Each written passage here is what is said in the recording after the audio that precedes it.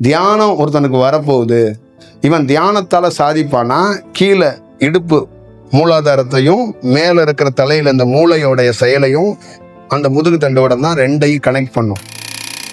நான் ஏதோ பார்த்துட்டேன், நான் ஏதோ பண்ணிட்டேன், பார்த்தவன் ஷெட்யூல் மொத்தமாக மாறி போயிடுவாங்கிறதா அதோட கணக்கு. அப்போ சிவன் எதை வச்சு கண்டுபிடிச்சாரு தாளம்பூவன்னா, பார்த்தவன் இப்படி வந்து பேச மாட்டான். நம்பிக்கை அடிப்படையில் வேலை செய்கிறது முட்டாளுக்கு சொந்தமானது. நான் சொன்னாதான் நீ களத்திலே நிற்கணும். நல்லா ஞாபகம் வச்சுக்கோங்க. திருவண்ணாமலையிலேருந்து சொல்லி தான் நான் இங்கே வந்தேன். நம்பிக்கை அடிப்படையில் இந்த மலை இருக்குது, பிரபஞ்சம் உங்களுக்கு ஆசீர்வாதம் பண்ணும், இந்த பாச்சா பழிக்கிற வேலையெல்லாம் நான் பண்ண மாட்டேன். என்னை சந்திக்கிறது இயற்கையாக நிகழ்ந்தால் இறைவன் உங்களுக்கு எனக்கும் தொடர்பை ஏற்படுத்தி இருக்கிறான்னு அர்த்தம்.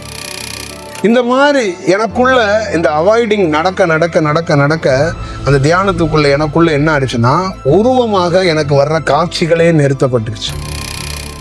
எல்லாத்துக்கிட்டையும் தியானத்தை பற்றி ஒரு ஆய்வுகள், ஒவ்வொரு அனுபவம் எல்லாத்துக்கிட்டையும் இருக்குது தனிப்பட்ட முறையில். அதை கடக்க மாட்டீங்க.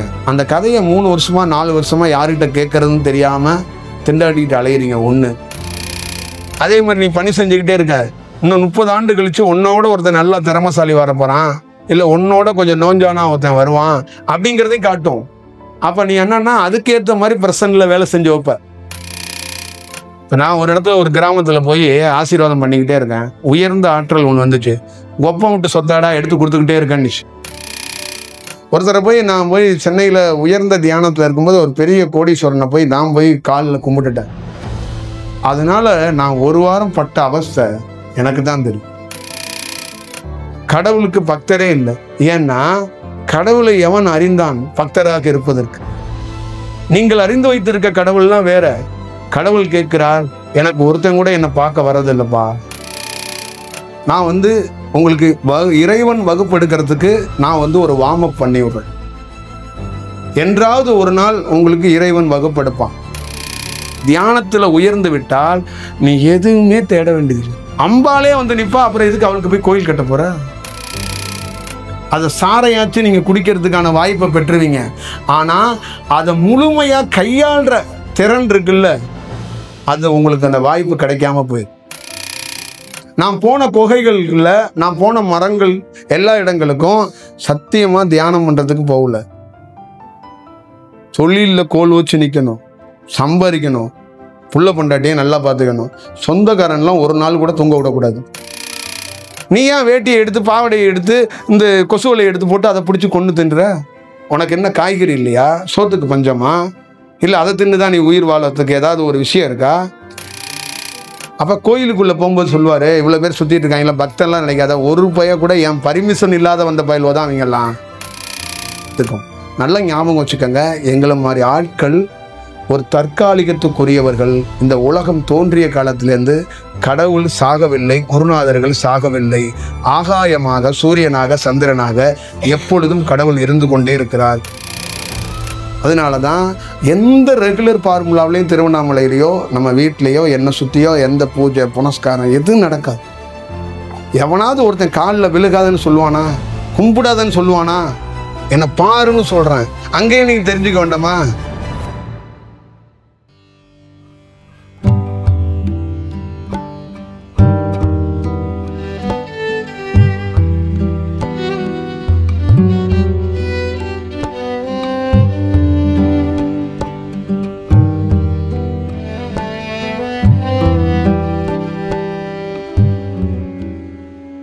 நீங்கள் தயவு செய்து நான் இப்போ சொல்ல போகிறத நீங்கள் நிறைய பேருக்குள்ள கொஸ்டின் எழுந்துரும். அதை அப்படி எழுவ வச்சுக்காதீங்க. எனக்கு ஒரு பார்த்ததை உணர்ந்ததை நான் உங்கள்கிட்ட நிஜமாக பகிர்ந்துக்கிறேன். நீங்கள் என்ன பண்ணிடுறீங்கன்னா, நான் பகிர்றத எனக்கு அந்த மாதிரி இருக்குமா, அது ஒரிஜினலாக இருக்குமான்னு உங்களுக்குள்ள ஒரு அச்சம் இதனால தான் அது காரணமாக இருக்குமான்னு நினச்சிடுறீங்க. அந்த மாதிரி நினைக்காதீங்க. அந்த மாதிரி நினைக்க மாட்டீங்கன்னு சொன்னீங்கன்னா நான் பகிர்றேன். நினைக்க மாட்டீங்கல்ல, அது மாதிரி பிரேக்கில் கேள்வி கேட்க மாட்டீங்கல்ல என்கிட்ட. அப்போ ஒரு மனிதன் தியானத்தில் இப்போ நான் வளர்ந்ததுக்கு முக்கியமான காரணம் என்னுடைய முதுகு தண்டுவடம். அந்த முதுகு தண்டுவடம் குழந்தையில நான் இருக்கிற காலகட்டத்திலேருந்து தியானத்துக்குன்னு உரிய ஒரு முதுகு தண்டுவடம்னே இருக்குங்க. தியானம் ஒருத்தனுக்கு வரப்போகுது, இவன் தியானத்தால சாதிப்பானா கீழே இடுப்பு மூலாதாரத்தையும் மேல இருக்கிற தலையில இந்த மூளையோடைய செயலையும் அந்த முதுகு தண்டுவடம் தான் ரெண்டையும் கனெக்ட் பண்ணும். இப்ப இந்த முதுகு தண்டுவடத்தை நீங்க ராமனுடைய அந்த வில்லுக்கான வச்சிருப்பார்ல, அந்த மாதிரி நீங்க வச்சுக்கங்கன்னு வச்சுக்கோங்க. அது முதுகு தண்டுவடமும் கரெக்டா இருக்கணும். அது போய் முடிஞ்சு கனெக்ட் ஆகுதுல, தலையில இருக்கிற மூலாதாரத்தோட கனெக்ட் ஆகுதுல, அந்த ஷார்ப்பா அந்த முனை அதுவும் சரி, கீழே இருக்கிற முனையும் சரி, இது ரெண்டும் சரியா இந்த முதுகு தண்டோட ஃபுல்லும் சரியா ஒருத்தனுக்கு படைப்புலே இருந்துச்சுன்னா அவன் தியானத்தில் உயர்ந்து வரப்போகிறான். அவன் மேக்சிமம் எனக்கு தெரிஞ்சு ஏதாவது ரொம்ப ரேரு தான் மருத்துவ ரீதியா பெரிய அறுவை சிகிச்சைக்கு அந்த முதுகு தண்டை நல்லா இருக்கிறவன் போக மாட்டான். ரொம்ப போறதுக்கு வாய்ப்புகள் ரொம்ப குறையும். ஏதாவது தப்பி 1-2 அவனுடைய உள்வினையில 1-2 ஏதாவது நிகழலாமே ஒழிய அவ்வளோ சாமானியமா நிகழாது. அப்ப அந்த முதுகு தண்டுவடம் ஒருத்தனுக்கு சரியா குழந்தையிலேயே கிடைக்கப்பட்டுருச்சுன்னா பின்னாட்களில் தியானத்தில் மிக சரியாக வளருவான், மிக சரியாக பெரிய வேலையை செய்வான். ஒருத்தன் ஞானியாக போறது கூட அந்த முதுகு தண்டுவடத்தை வச்சு கண்டுபிடிச்சிருவான். இந்த முதுகு தண்டுவடம் சரியா இருந்தாதான் அவன் ஞானியாவே ஆக முடியும். அப்ப இறைவன் ஒரு குழந்தைய ஒரு உடலை படைக்கும் போதே முதுகு தண்டுவடத்தை ஸ்பெசிபிக்கா இவன் தியானத்துல உருவாக்க போறான். ராமகிருஷ்ணர், விவேகானந்தர் என்ன போன்ற ஆளுங்கள்லாம் இந்த முதுகு தண்டுவடத்துல இறைவன் கரெக்டா இருந்ததுனாலதான் தியானம் வந்துச்சு, அந்த தியானத்தை செட் பண்ண முடிஞ்சிச்சு. இந்த முதுகு தண்டுவடம் ரிப்பேர்னு வச்சுங்களேன், நான் சிவபெருமானே நாராயணனே நேரடியா உட்கார்ந்தாலும் தியானத்தை கற்றுக் கொடுக்கலாம். ஆனா அந்த முதுகு தண்டுவடம் சப்போர்ட் பண்ணார். இதுதான் இதோடைய ஒரு மையமான இருக்கிறது. அப்ப ஒவ்வொரு மனிதனுக்குள்ளேயும் படைக்கும் போதே இயற்கையிலேயே அந்த முதுகு தண்டுவடம் இவன் வளரப்படுவான், இந்த வேலைக்கு இவன் வளரப்படுவாங்கிறத அவங்க பார்த்து தான் படைச்சிருக்கிறாங்க. அப்ப அங்கேயே அவர் செட் பண்ணிடுறாரு. அப்ப எங்களை மாதிரி குருமார்களுக்கு இது தெரியாது. அப்ப தெரியாம பிடிச்சிக்கிட்டு இடுப்பை பிடிச்சி நோண்டிக்கிட்டு உனக்கு அங்க ஒரு இடுப்புக்கு கீழே ஒரு தியானம் தர்றேன், முதுகுல நடுவுல ஒரு தியானம் தர்றேன், கழுத்துல ஒரு தியானம் தர்றேன், பெடரியில ஒரு தியானம் தர்றேன் அப்படிலாம் நம்ம சொன்னோம்னா முதுகு தண்டுவடமே சரியில்லாதவனுக்கு நீ எங்கன போட்டு அச்சாணி அடிச்சா என்ன, அடிக்கலன்னா என்ன? அது எப்படி சரி செய்ய முடியும்? அது எப்படி உருவாக்க முடியும்? அப்ப இயற்கை அங்க தீர்மானிக்குங்கிறத நீங்க தெரிஞ்சுக்கங்க. அப்ப கீழே இருக்கிற அந்த முதுகு தண்டுவடத்துல என் வாழ்க்கையில கீழே அந்த பணி நடக்குது. அப்ப நாத விந்து கீழே இருக்கு. அப்ப கீழே நாத விந்த சரி செய்யறதுக்கும் நாத விந்த அந்த மின்சாரத்தன்மைக்கு மாத்துறதுக்கும் அங்க ஒரு நல்ல செயலை உருவாக்குறதுக்கு கீழே அந்த முதுகு தண்டுவடம் ஒத்துழைச்சாதான் அங்க கீழே சப்போர்ட் பண்ண முடியும். அப்ப கீழே இருக்கிற மூலாதாரத்தை சப்போர்ட் ஆயிடுச்சு. அப்ப கீழே இருந்து என்ன பண்ணும், ஒரு கரண்ட் பாஸ் ஆகி மேல முதுகு மேல போகும். அப்ப மேல போய் தலையில அது போய் மூளையில போய் மையமா ஆகும்போது அது மூளைக்குள்ள போய் பெரிய வேலையை பார்க்குது. அப்ப எங்கெங்கெல்லாம் அது பவர் கொடுக்குது, இந்த வாய், இந்த 2 செவி, இந்த 2 கண்ணு, ஃபுல் நெத்தி, இதுக்கு மேல தலையோடைய இது. இப்ப முழு பவர் எங்க இருக்கு? பின்னாடி இருக்கு. இந்த பின்னாடியோடைய சக்தியோட வெளிப்பாட்டுல தான் முன்னாடி இந்த 2 மூக்கும் வேலை செய்யறதுக்கு காரணம். இந்த 2 கண்ணால பார்க்குறோம், 2 செவியால கேட்குறோம், இந்த செயல்பாடு வாயால பேசுறோம். இதுக்கு எல்லாத்துக்குமே எங்க மிஷின் இருக்கு, எங்க ஆப்ரேட்டிங் இருக்குன்னா பின்னாடி தான். அப்ப பின்னாடி கீழிருந்து மேல போய் அது என்ன பண்ணுதுன்னா இந்த குரலை சேஞ்ச் பண்றதுக்கு உள்நாக்குன்னு சொல்றீங்கல்ல, அந்த உள்நாக்கு சேஞ்ச் ஆனாதான் தெய்வீகமான வார்த்தைகள் சேஞ்ச் ஆகும். இப்ப இந்த கண்ணுக்குள்ள மூக்கை நீங்க தாண்டினோன்னு கருங்குழின்னு சொல்லக்கூடிய அந்த வாசல்கள் இருக்கு. அப்ப அந்த வாசல்கள்ல சரி செஞ்சு அந்த இடத்துக்குள்ளாம் போகாம சில பள்ளத்தாக்குகள்லாம் மூடப்பட்டு ஒருத்தனை உயர்ந்த இடத்துக்கு கூட்டிட்டு போறதுக்கான வாய்ப்பை அது உருவாக்கணும். அப்ப பின்னாடி என்ன பண்ணுன்னா முழுவதுமாக இருந்து இருந்து இருந்து என்ன பண்ணுது, நீங்க புருவ மத்தியிலையோ இல்லை இங்க மூக்கு துவாரத்திலே கவனத்தை வைக்கிறீங்கல்ல, அதே மாதிரி அங்க முதுகு தண்டுவடை என்ன பண்ணுதுன்னா பின்னாடி அதோடைய கவனத்தை கண்கள்ல, மூக்குகள்ல, செவிகள்ல, இந்த உள்நாக்குல, இந்த நெற்றி, இந்த ஃபுல் பகுதிகளில் அது கவனத்தை வைக்குது. அது அப்படியே இப்படி திருப்பி டைரக்ஷனை தலையோட உச்சியில கவனத்தை வைக்குது. அப்ப அந்த பகுதியெல்லாம் மாறப்படுது. அப்ப இந்த பகுதியெல்லாம் நரம்பு மண்டலங்கள், சதை மண்டலங்கள், இரத்த ஓட்டங்கள் இருக்கிறது, அங்க கிளாண்ட் இருக்கு.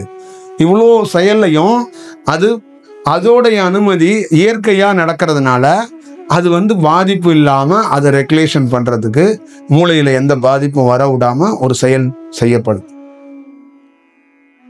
புரியுதுங்களா? இப்போ ஒருத்தருக்கு சித்தம் கலங்கிருச்சு அப்படின்னு சொன்னாங்கன்னு வச்சுங்களேன், அவருக்கு நாத விந்து சரியில்லை, அவர் நாத விந்து வராது. அது என்னன்னா இடுப்பும் வேலை செய்யாது, தலையும் வேலை செய்யாது. ஒருத்தர் பைத்தியம்னு சொல்றாங்கல்ல, அவருக்கு இடுப்பும் வேலை செய்யாது, தலையும் வேலை செய்யாது, அவர் தான் பைத்தியம். அப்ப சித்தர் அப்படின்னா யாருன்னா இடுப்பும் வேலை செய்யணும், தலையும் வேலை செய்யும். எவனுக்கெல்லாம் இடுப்பும் தலையும் வேலை செய்தோ அவன் குழந்தை பெற்றுக்குவான், அவன் மனிதனா நல்லா வாழ்வான், அதே நேரத்தில் இறைவனையும் கும்பிடுவான், இறைவனை தெரிஞ்சுக்கிறதுக்கு வாய்ப்பு இருக்கு. இடுப்பும் தலையும் எவனுக்கு ரிப்பேரா இருக்கோ அவனும் நல்லா வாழ மாட்டான், இறைவனையும் தெரிஞ்சுக்க மாட்டான். இதுதான் விஷயம். அப்ப இந்த இடுப்பும் அதனாலதான் சொன்னாங்க இது திருவண்ணாமலையில அடியும் முடியும். இப்ப அடி முடியல போய் சொல்லாத, நான் ஏதோ பார்த்துட்டேன், நான் ஏதோ பண்ணிட்டேன், பார்த்தவன் ஷெட்யூல் மொத்தமா மாறி போயிடுவாங்கிறதா அதோட கணக்கு. அப்ப சிவன் எதை வச்சு கண்டுபிடிச்சாரு தாளம்பூவன்னா, பார்த்தவன் இப்படி வந்து பேச மாட்டான். புரியுதுங்களா? பார்த்தவன் போர்டு வைக்க மாட்டான் வெளியில. அங்கவே நீங்க கண்டுபிடிச்சு விடலாம் பார்த்தவன் யாரு, பார்க்காதவன் யாரு. நீங்க நல்ல குரு கெட்ட குருலாம் சொல்றீங்கல்ல, பார்த்தவனால ரெகுலர் ஃபார்முலாவில் இருக்க முடியாது. நீங்க எதையாவது பார்த்துருந்தீங்கன்னா உங்க பொண்டாட்டியை என்ன பண்ணுங்க, தெய்வீகமா பார்க்க ஆரம்பிச்சிருங்க. நீங்க பண்ற வேலை இருக்குல்ல, சோறு இருக்குல்ல, சோத்தையே கடவுளா பார்ப்பீங்க. புரியுதுங்களா? அப்புறம் எல்லாத்தையுமே உங்க உடலே கடவுளா பார்ப்பீங்க. அப்படி ஒரு சூழலுக்கு நீங்க போயிருவீங்க. அப்ப நீங்க ரெகுலரா இருக்க மாட்டீங்க. உங்களை வந்து ரெகுலர் ஃபார்முலேஷன்ல யாரும் பண்ண முடியாது. நீங்க அந்த வீட்டை பார்த்துக்கங்க, சாவியை கொடுத்துட்டு போனாங்கன்னா நீங்க என்ன தெரியுமா பண்ணுவீங்க, இந்த வீடே என்னது இல்லை, சாவியே என்னது இல்லை, நானே என்னது இல்லை, இதை என்ன எதை பார்த்துக்க சொல்றா அப்படின்னு வெளியில உட்காந்து பஞ்சு டைலாக பேசிட்டு இருப்பீங்க. எது என்னது பார்த்துக்க சொல்லிட்டு போறா, காவ காக்கவா நான் வந்தேன் அப்படின்னு சாவியை தூக்கி எறிஞ்சிட்டு நீங்க போயிட்டே இருப்பீங்க. எங்கடாங்க நான் ஒருத்தர் காவ காக்க சொன்னோம்னா அவரு மலைத்தொடர்ல போய் உட்காந்து அங்க என்ன அப்படி போயிட்டாரே போயின்னு இந்த அம்மா ஓடி போய் அவரை கூப்பிட போகுது.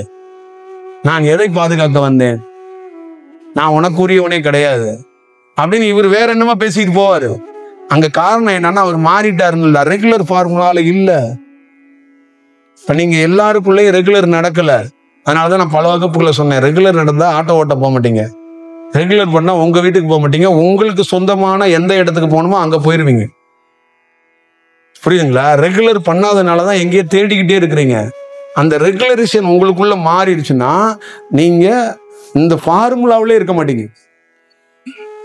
காலையில் 8:30 மணி 9 மணிக்கு பிரேக்ஃபாஸ்ட், மத்தியானம் 1லேருந்து 2க்குள்ள லஞ்சு, மத்தியானம் 7லேருந்து 8க்குள்ள டின்னர் இருக்குல்ல, இதெல்லாம் உடச்சி சுக்குநூறா தூக்கி எறிஞ்சிருவீங்க. இதுக்குள்ள இருக்க மாட்டீங்க. விசேஷமான தியானம், அதுக்கு கஞ்சி, அதுக்கு மூலிகை சாப்பாடு, இதெல்லாம் தியானம் பண்றவன் அந்த ப்ரொஃபஷனல் அதெல்லாம் உடச்சி எறிஞ்சிருவான். புரியுதுங்களா? எனக்குள்ள நான் மருந்தெல்லாம் பல பேர் கேட்கும்போது என்னன்னா, எனக்குள்ள இருக்கிற உயர்ந்த செயல் சொல்லுவோம், டேய் அந்த மருந்து நல்ல மருந்துன்னு உனக்கு தெரியுமா? ஏன்டா சொன்னது அந்த மருந்து நல்ல மருந்துன்னு? இல்லை ஏதோ சித்தர் பாட்டில் இருந்தேன். ஏன்டா சித்தர் பாட்டில் இருக்குன்னு அந்த சித்தர் சொன்னான் அவன்கிட்ட? அந்த சித்தர் பாட்டில் இருக்கிறது சித்தர் தான் எழுதுனான்னு உனக்கு தெரியுமா முதல்ல? அதுக்கு என்னடா அசூரேஷன் இருக்கு அப்படின்னு அடுத்த கேள்வி. அப்ப என்னன்னா, நீ தெரியாம ஒரு விஷயத்தை ரெஃபர் பண்ணக்கூடாது. ஏன் பண்ற, என்ன அடிப்படையில பண்ற?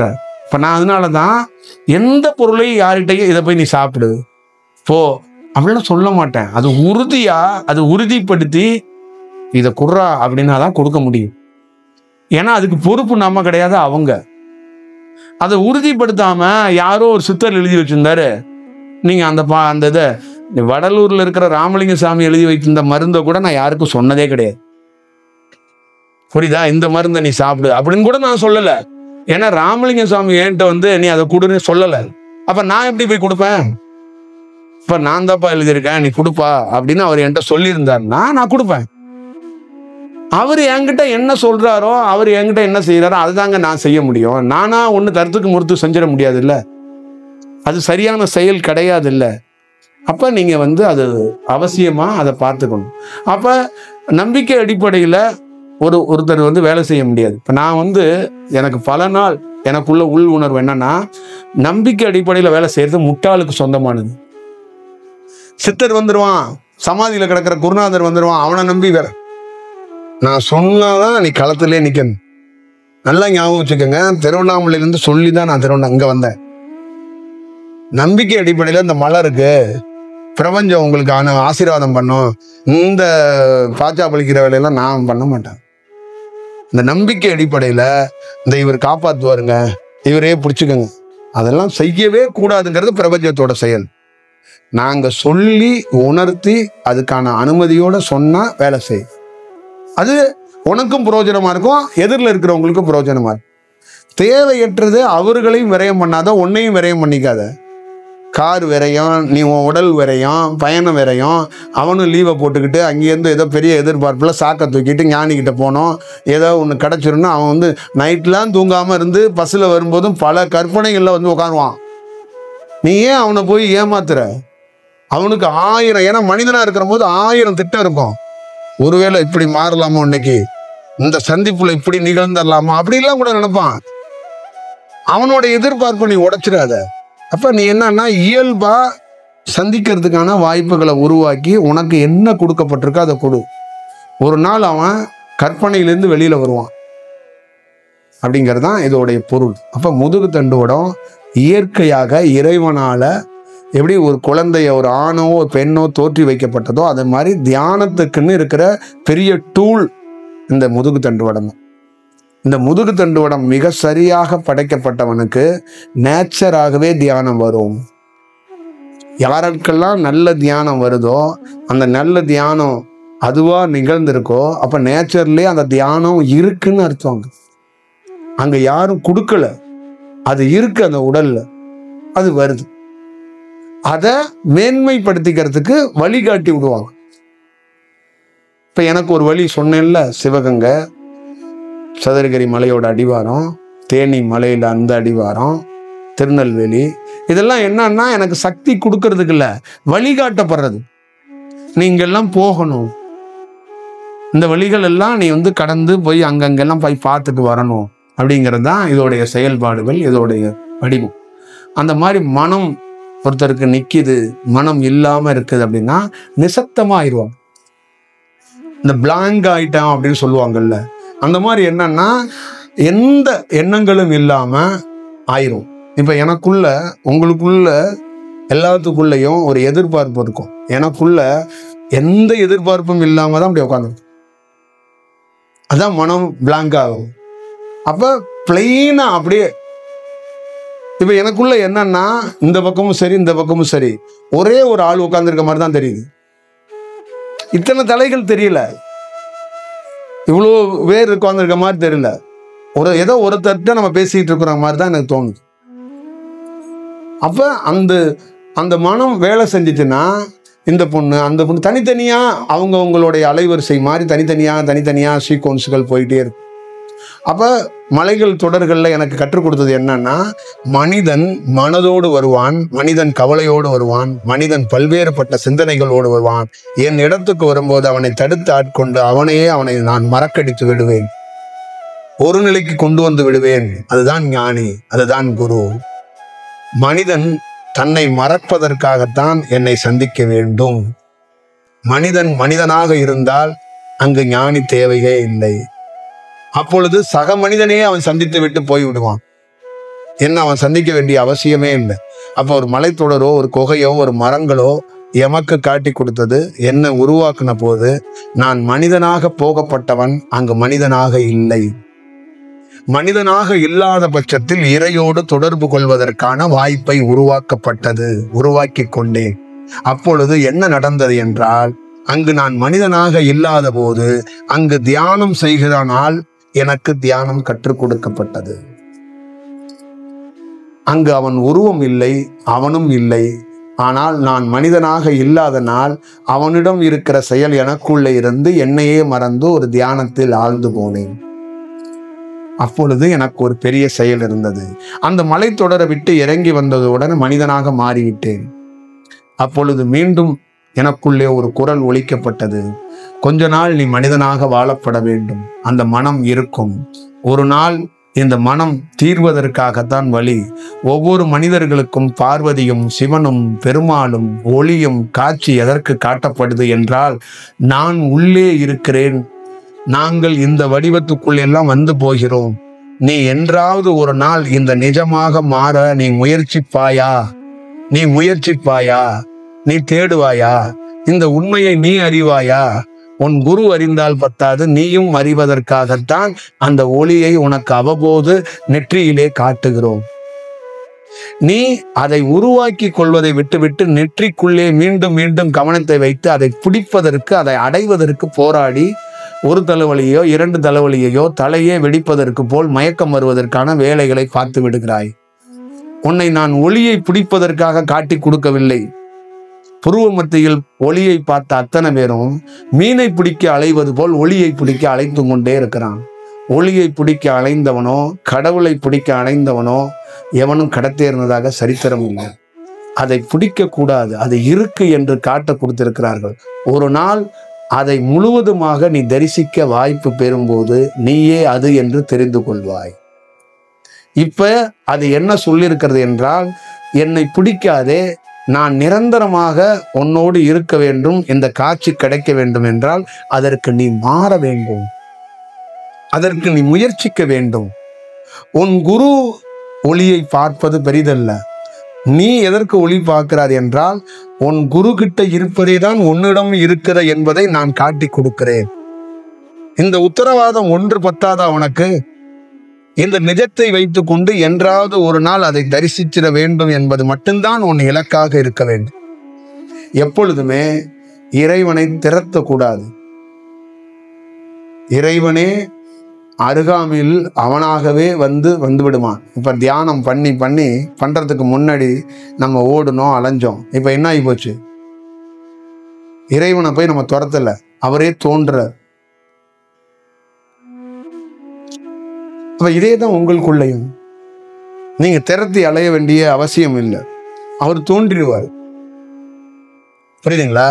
நீங்க சூரிய உதயத்துக்காக காத்திருக்க வேண்டியதில்லை. ஒரு நாள் அந்த சூரிய உதயம் உங்களுக்குள் உதயமாகிவிடும். அப்பொழுது நீங்க என்ன நினைப்பீங்கன்னா, அந்த சூரியன் 6 மணிக்கு வரும்னு காத்திருந்தீங்கல்ல, அந்த சூரியன் வராது, சூரியனாகவே நீங்க இருப்பீங்க. 6 மணிக்கு சூரியனை பார்க்க வேண்டிய, நைட்டு 12 மணிக்கும் சூரியனை பார்க்கலாம். ராமலிங்க சுவாமின்னா என்ன தெரியுங்களா? சூரியன்னு பேரு. இரவுலையும் ஒருத்த நாள் சூரியனை பார்க்க முடியுமா? நினைத்த போது ஒருத்த நாள் சூரியனை பார்க்க முடியுமா? நினைத்த போது ஒரு ஞானியை பார்க்க முடியுமா? நினைத்த போது ஒரு பொருளோட தொடர்பு வச்சு கொள்ள முடியுமா? நினைத்த பொழுது ஒரு பொருளை செயல்படுத்தி விட முடியுமான்னா அதுதான் ஞானம். அப்ப இப்படி இப்படி இப்படி இப்படி அசைந்தா அந்த சூரியனை பார்த்தோம். அந்த கோடியில எத்தனை 1000 மைலுக்கு அப்பாற்பட்டு இருக்கிற சூரியனை நீங்க உட்கார்ந்து பார்த்தாலும் இது கனவு அல்ல, கற்பனை அல்ல, நிஜம். அது மட்டும் இல்லாம சூரியன் இந்த உலகத்துக்கு என்ன வேலை செய்யறானோ அதே வேலையை உன்னால செய்ய முடியும். நீ இப்ப மனுஷனா செஞ்சுக்கிட்டு இருக்கல, போய் வீட்டுல போய் புடலங்காய் வாங்கிட்டு போய் மத்தியானம் சமைக்க ஒய்ப்புக்கெல்லாம் கொடுத்துட்டு இருக்கல, சூரியன் என்ன வேலை செய்யறானோ அந்த வேலையை செய்ய போயிருவோம். அவன் என்ன செய்வான்? சூரியன் பார்க்கறான், எவ்வளோ அண்ட கோடி சராசரத்துல எவ்வளவு பெரிய சக்தியோட பார்க்கறான். அதே மாதிரி நீ பல ஆயிரம் தாவரங்களையும் பல ஆயிரம் உயிர் துளிகளையும் நீ பார்க்க ஆரம்பிச்சிடும். இதான் செயல், இதான் வடிவம். அப்ப அது நேச்சர். ஒரு வாய்ப்பு மட்டும் நீங்க புரிஞ்சுக்கங்க. தியானம், கடவுள் அதெல்லாம் இயற்கையாக கிடைச்சா நம்மள மாதிரி அதிர்ஷ்டசாலி வேற எதுவும் இல்லை. நாம கிரியேட் பண்ணக்கூடாது, அது நிகழணும். என்னை சந்திக்கிறது இயற்கையா நிகழ்ந்தா இறைவன் உங்களுக்கு எனக்கும் தொடர்பு ஏற்படுத்தி இருக்கிறான்னு அர்த்தம். இன்னார் வரப்போறீங்கன்னு எனக்கு தெரியுமா? வந்தவங்களே வரலாம், வராதவங்க புதுசாகவும் வரலாம். ஆனா யார் வரப்போறீங்க அப்படிங்கிறது இல்லை. அந்த இறைவன் நேச்சராக யார் வரணுமோ அவங்கள வர வைக்கிறான், அந்த தொடர்பை ஏற்படுத்துறான்.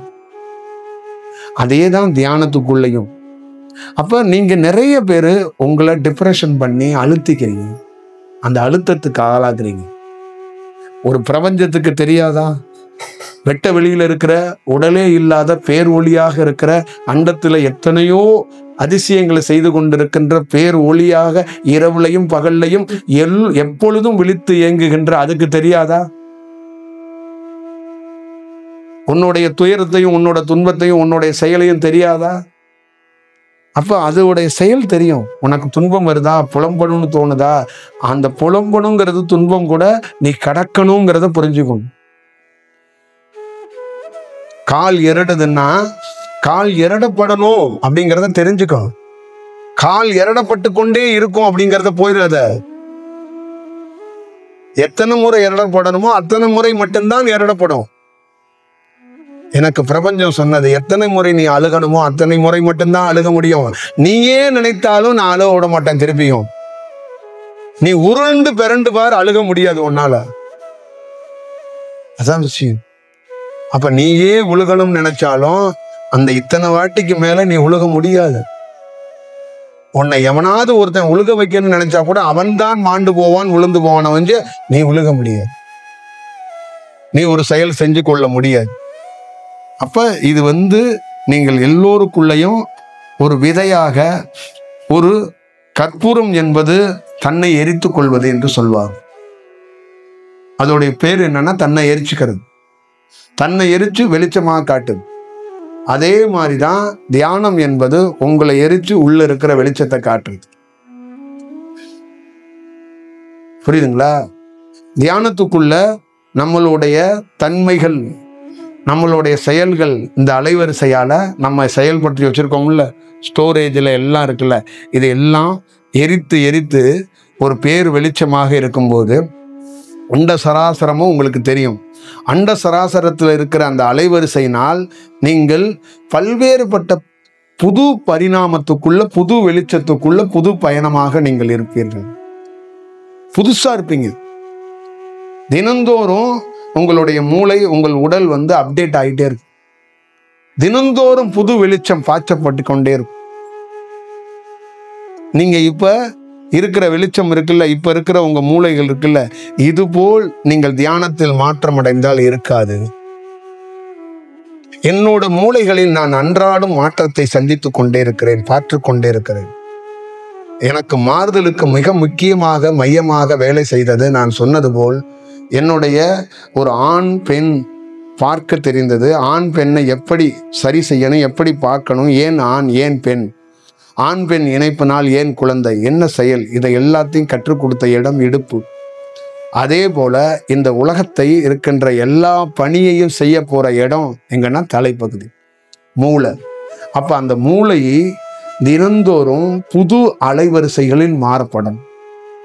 அப்ப இது என்ன பண்ணுது அப்படின்னா, இடுப்புல இருந்து இந்த சொன்ன நாத வெந்துன்னு இந்த இடத்துல இருந்து ஒரு உஷ்ண காத்து, அது இந்த பாம்பு மாதிரி அந்த உஷ்ண காத்து ஒரு ஒளி மாதிரி அப்படியே மேலே போய் தலைப்பகுதியில் போய் மையத்தில் போய் அப்படியே கொஞ்சம் கொஞ்சமாக அந்த ரேடியேஷன் உட்கார அந்த பகுதி முழுக்க இருக்கிற அந்த செல்கள்லாம் இருக்குல்ல, பழைய செல்கள்